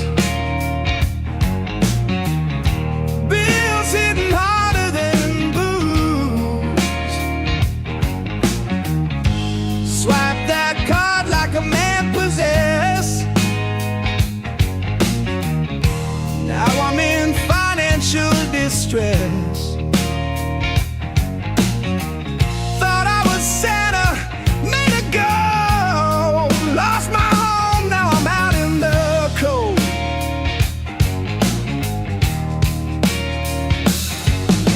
New Year's Eve, drinking my sorrows away.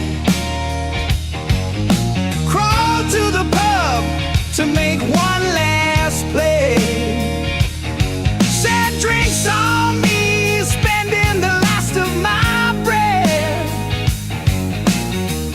I don't know, I was running through my head. I woke up broke with one shoe gone. That's when you know the night went wrong. Debt collectors ring all day, talking sweet like they want a day. Sir, your balance is overdue. Buddy, join the freaking queue. They jingle like bells in July. Oh, hold on, guys. Nice try. New Year's Eve, drinking my sorrows away. Crawl to the pub to make one last play. Set drinks on me, spending the last of my breath. I don't know, I was running through my head. Woke up broke with one shoe gone. That's when you know the night went wrong.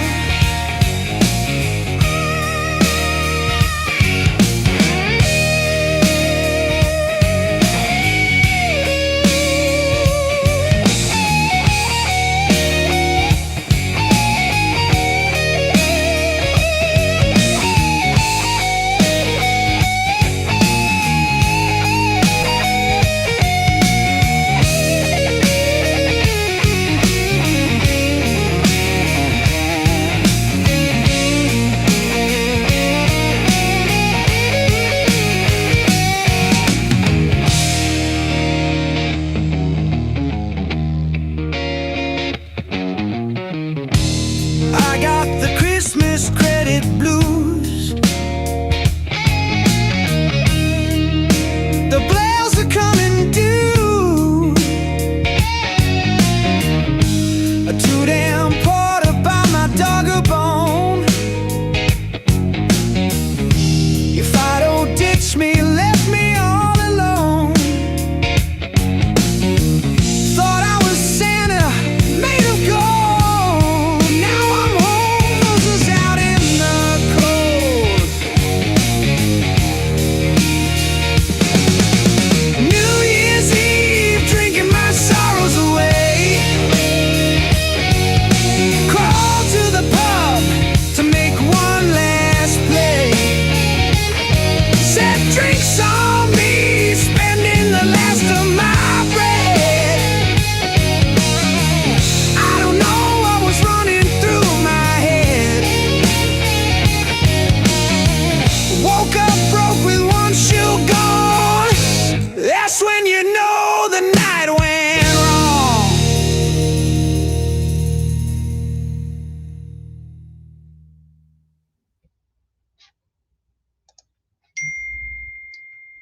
Cosmo, I need my other shoe. Walk time.